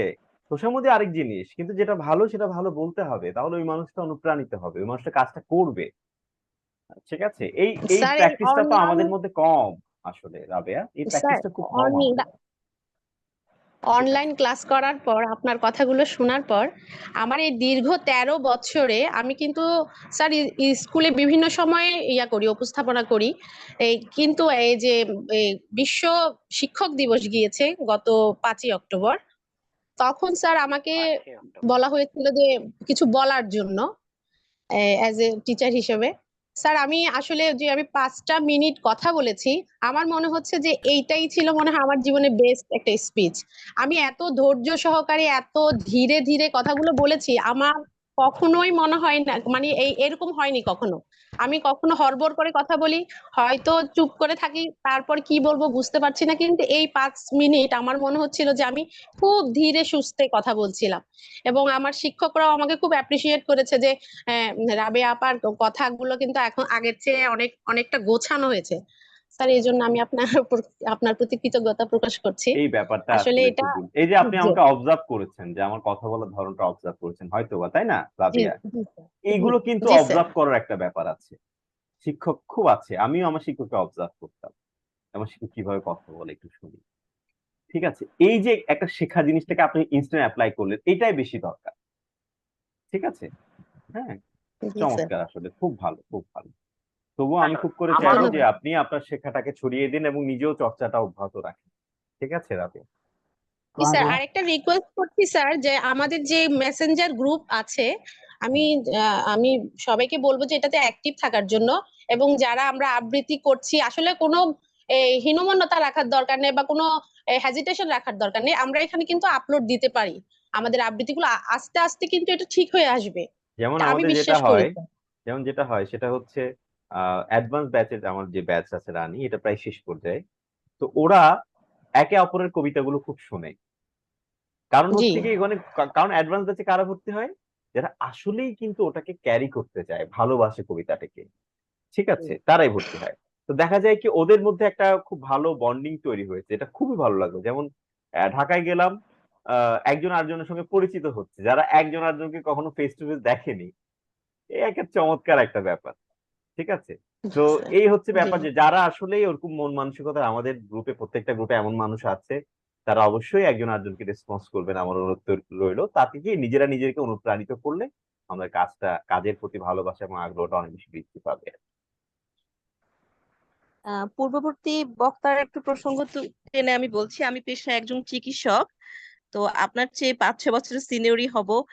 আমি আসলে খুব সাহস করেই জয়েন হয়েছিলাম, খুব বেশি সাহায্য সব জায়গা থেকে পাইনি। তো যেটা বলতে চাচ্ছি আসলে এটাতে জয়েন করার পরে উচ্চারণ, বেশ কিছু উচ্চারণ এবং স্টাইল, কথা বলার ধরন, আমি নিজে অ্যাসিস্ট্যান্ট প্রফেসর হিসেবে আছি রাজশাহী মেডিকেল কলেজে। তো আমাকে এমবিবিএস স্টুডেন্টদের একটা ক্লাস নিতে হয়, আমিও লক্ষ্য করেছি সেখানে আমি নিজে অনেক কনফিডেন্টলি, অনেক ফ্ললেসলি কথা বলতে পারছি। এখন আমাদের তো ইংলিশে লেকচারটা নিতে হয়, যদিও বাংলায় না, মাঝে মাঝে একটু বাংলাতে হয়তো এক্সপ্লেন করতে হয়। তো আমিও নিজের মাঝে নিজে একটা ব্যাপক পরিবর্তন লক্ষ্য করতে পেরেছি। তো এই জন্য আবারও আপনাকে ধন্যবাদ। আর যেটা হয়েছে যে আসলে এটাকে আমাদের পেশাগত দিক থেকে যে বাচিক শিল্পের এতটা অ্যাপ্লিকেশন আছে সেটা আমার জানা ছিল না, আজকে ক্লাস থেকে আমি জানতে পারলাম। তো এটা নিয়ে আমাদের গ্রুপে আরো ডিটেলস যদি আলোচনা হয়, তাহলে আমাদের মতো যারা একটু সিনিয়র, কম জানে এগুলো নিয়ে, তাদের জন্য একটু উপকার হতো। আচ্ছা, ধন্যবাদ। ঠিক আছে রুমি, ঠিক আছে। আসসালামু আলাইকুম। হ্যাঁ, নীলা মল্লিক। আমি একটু পরেই শেষ করব, আর আর আর 5 মিনিট বা 10 মিনিট আছি। হ্যাঁ নীলা, বলেন। তার প্রথম কথাগুলো তো আমি শুনতে পারিনি, আমার হয়তো 9:30টার দিকে আমি লাইনে এসেছি। তো যাই হোক, আমাদের সার্টিফিকেটের ব্যাপারে বলেছিলেন, এটা মানে এখানেই পাবো, তাই না? হ্যাঁ, আর আরেকটা বিষয় হচ্ছে আপনার কবিতাগুলো, মাইক্রোফোনে মনে হয় সমস্যা, কথা শোনা যাচ্ছে না। দোকানে অ্যাড নেই, আপনার কবিতাগুলো কন্টিনিউ শুনতে পারবো, সেটা কোন গ্রুপে বা কোন ইসে? আমার কবিতাগুলো তো আসলে আমার ইউটিউব চ্যানেলে আছে, আমার কবিতা আবৃত্তিগুলো সেখান থেকে শুনতে পারবেন আর কি। হ্যাঁ, আমার ইউটিউব এই চ্যানেলে অনেকগুলো কবিতা আবৃত্তি আছে, ওখান থেকে এই শুনে শুনে চ্যানেলটা, নিজেরাও কিন্তু শিখতে পারবেন। হ্যাঁ, হ্যাঁ সেই জন্য, হ্যাঁ এই চ্যানেলটা, কারণ আমার অনেক ইচ্ছা ছিল যে আপনার কাছে ক্লাস করবো, এই জন্য কিন্তু আমি গত ক্লাসের মধ্যে এই ক্লাস আপনি করাবেন, এই জন্য এই ক্লাসে ভর্তি হয়েছিলাম। বাট আচ্ছা আমি আচ্ছা। ক্লাস মিসও করেছি, করতে পারিনি অসুস্থতার কারণে। হ্যাঁ, আপনি তো তো অসুস্থ ছিলেন। আপনার ওই যে ইউটিউব চ্যানেলের যেটা যদি আমাকে একটু বলতেন। হ্যাঁ অবশ্যই, আনিসুল ইসলাম অফিসিয়াল। আচ্ছা, আরেকটা বিষয় হচ্ছে জানতে চাচ্ছি, সেটা যে আমাদের যে গ্রুপটা, মানে অনেকের কথা শুনলাম, সবাইকে ধন্যবাদ, আজকে পরিচিত হলো, যে এই গ্রুপে কি আপনাকে আমরা মাঝে মাঝে পাবো? অবশ্যই পাবেন। কোনো বিষয় যদি জানার থাকে, কোনো বিষয়ে যদি আপনাদের প্রশ্ন থাকে বা কোনো বিষয় জানার থাকে, আমাকে নক করলে আমি রেসপন্স তাহলে করবো আপনাদের। এই গ্রুপে লিখতে হবে, তাই তো? হ্যাঁ হ্যাঁ হ্যাঁ হ্যাঁ, জি অবশ্যই আচ্ছা, অবশ্যই। আরেকটা প্রশ্ন হচ্ছে যে এই যে আপনাদের অ্যাডভান্স ক্লাসটা করাবেন, হ্যাঁ এই যে 27 তারিখ থেকে, এইটা তো 10টায়, হ্যাঁ, তো 10টার আগে কোনো মানে ইয়ে আছে কিনা? না, অ্যাডভান্স কোর্সটা আসলে যারা প্রফেশনাল এবং অনেকে আসলে চাকরি বাকরি করে, তো আর ঢাকার মতো জায়গায় থাকে বা দেখা যায় কি জব থেকে বাসায় ফিরতে ফিরতে অনেক সময় হয়, এই কারণে আসলে 10টায় ওটা রাখা হয়েছে নীলা। হ্যাঁ, তো আসলে 10টাই থাকবে আর কি। স্যার, ঠিক আছে, 10টা থেকে কয়টা পর্যন্ত থাকবে এটা? এটা আসলে অ্যাডভান্স কোর্স বেশিক্ষণ থাকে না, অ্যাডভান্স কোর্সটা খুব অল্প সময়ের মধ্যেই শেষ হয়ে যায়। এই তো সাধারণত 1 ঘন্টা 1.5 ঘন্টা বড় জোর, স্যার, এই আর আমি কি। করতে পারবো? হ্যাঁ অবশ্যই পারবেন। স্যার, আমার তো ওই মানে বাসা থেকে আসলে ওভাবে করতে দেয় না আর কি। তো আমি এটা চুরি করে করতাম, তো আমি রান্না করতে করতে আমি মানে কাজ ঠিক আছে, আপনার কথা তাহলে আমি শুনতাম। বিদায় নিচ্ছি, ধন্যবাদ ভাইয়া, আপনাকে অনেক অনেক সকলকেই ধন্যবাদ। আর ঠিক আছে আমরা নীলা। যারা কবিতার ব্যাপারে আগ্রহী আছি, আমরা মাঝে মাঝে যদি এই গ্রুপে অ্যাড করি তাহলে মনে হয় ভালো হয়। হ্যাঁ অবশ্যই অবশ্যই। তাদের সকলকেই বললাম। ঠিক আছে, সুস্থ হয়ে ঠিক উঠুন আছে, দ্রুত দোয়া আপনি। করবেন। জি দোয়া জি, করবো অবশ্যই। আসসালামু আলাইকুম। ভালো থাকবেন আপু। স্যার হ্যাঁ রুম্পা বলেন। তো ওই সেজন্য অনেক সময় হলো কি মানে আপনি যখন আমাকে ডাকতেন ওই আমার একটু আসতে লেট হয়ে যেত আর কি। ও আচ্ছা কারণ আচ্ছা আমি আচ্ছা, বুঝতে পারছি। রান্নাঘরে থেকে আমি মানে পড়াটা দিতাম অনেক প্রায় সময়। আচ্ছা আচ্ছা আচ্ছা, সেজন্য আমি অনেক কখনো ওই স্ট্রাগল করেছেন। ভিডিওতে আসতে পারিনি আর ওই স্যার আমি ওই মানে হোমওয়ার্ক গুলাও প্রায় জমা দিতে পারিনি আর কি।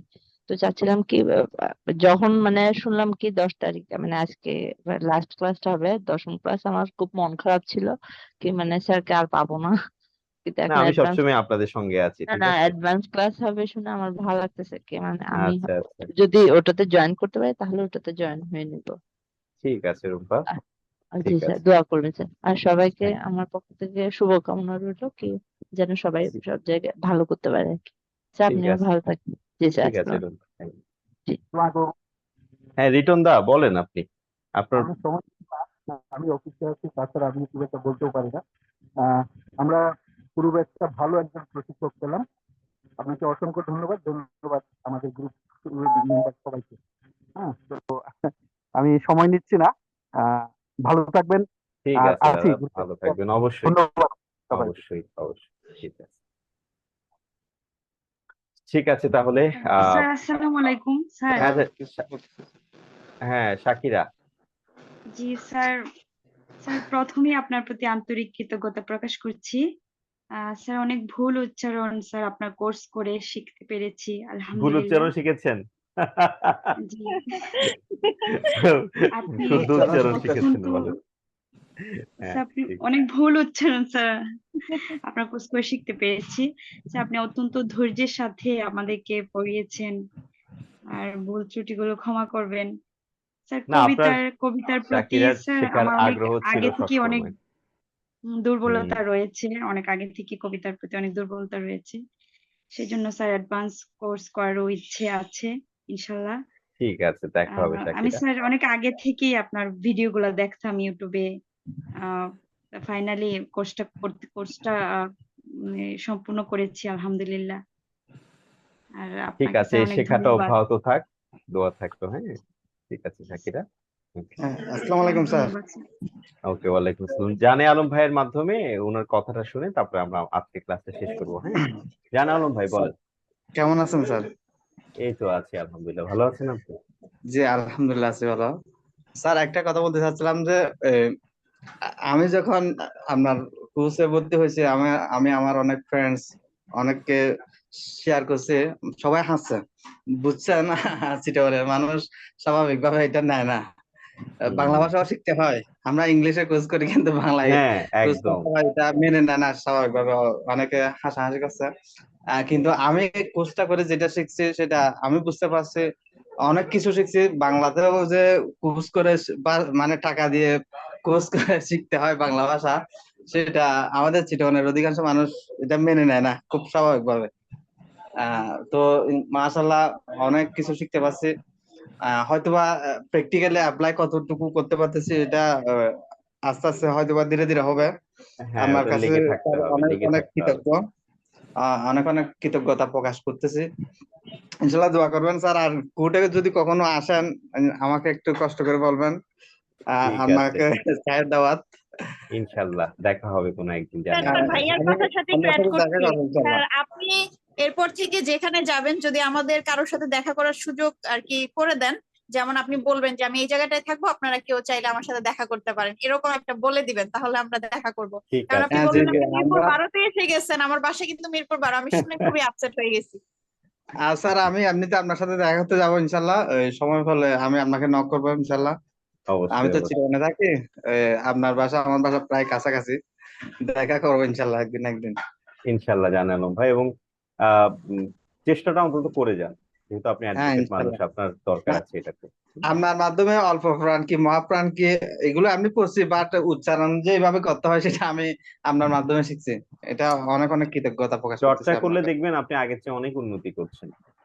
ঠিক জি আছে, ইনশাল্লাহ। ওকে, ইনশাল্লাহ। ঠিক আছে, ঠিক আছে, দেখা হয়ে যাবে কোনো একদিন আমার প্রিয় শিক্ষার্থীদের সঙ্গে। আর সবার জন্য অনেক দোয়া, অনেক ভালোবাসা থাকতো, এবং আমার কোনো কথায় যদি কেউ মন খারাপ করেন, কষ্ট পান, আমি আন্তরিকভাবে দুঃখিত, দুঃখ প্রকাশ করছি, ক্ষমা সুন্দর দৃষ্টিতে দেখবেন। আর সবার জন্য অনেক দোয়া থাকতো, ইনশাল্লাহ আমাদের আবারও দেখা হয়ে যাবে কোনো একদিন, কথা তো অবশ্যই হবে। আপনার জন্য স্যার অনেক দোয়া রইলো। ঠিক আপনার আছে, জন্য শুভকামনা রইলো, সবাই দোয়া ভালো রইলো। থাকবেন। দোয়া এবং শুভকামনা রইলো আসসালামু স্যার। আলাইকুম। আসসালামু ওয়ালাইকুম আলাইকুম। আসসালাম। আসসালামু আলাইকুম রহমতুল্লাহ। দোয়া রাখবেন। সালাম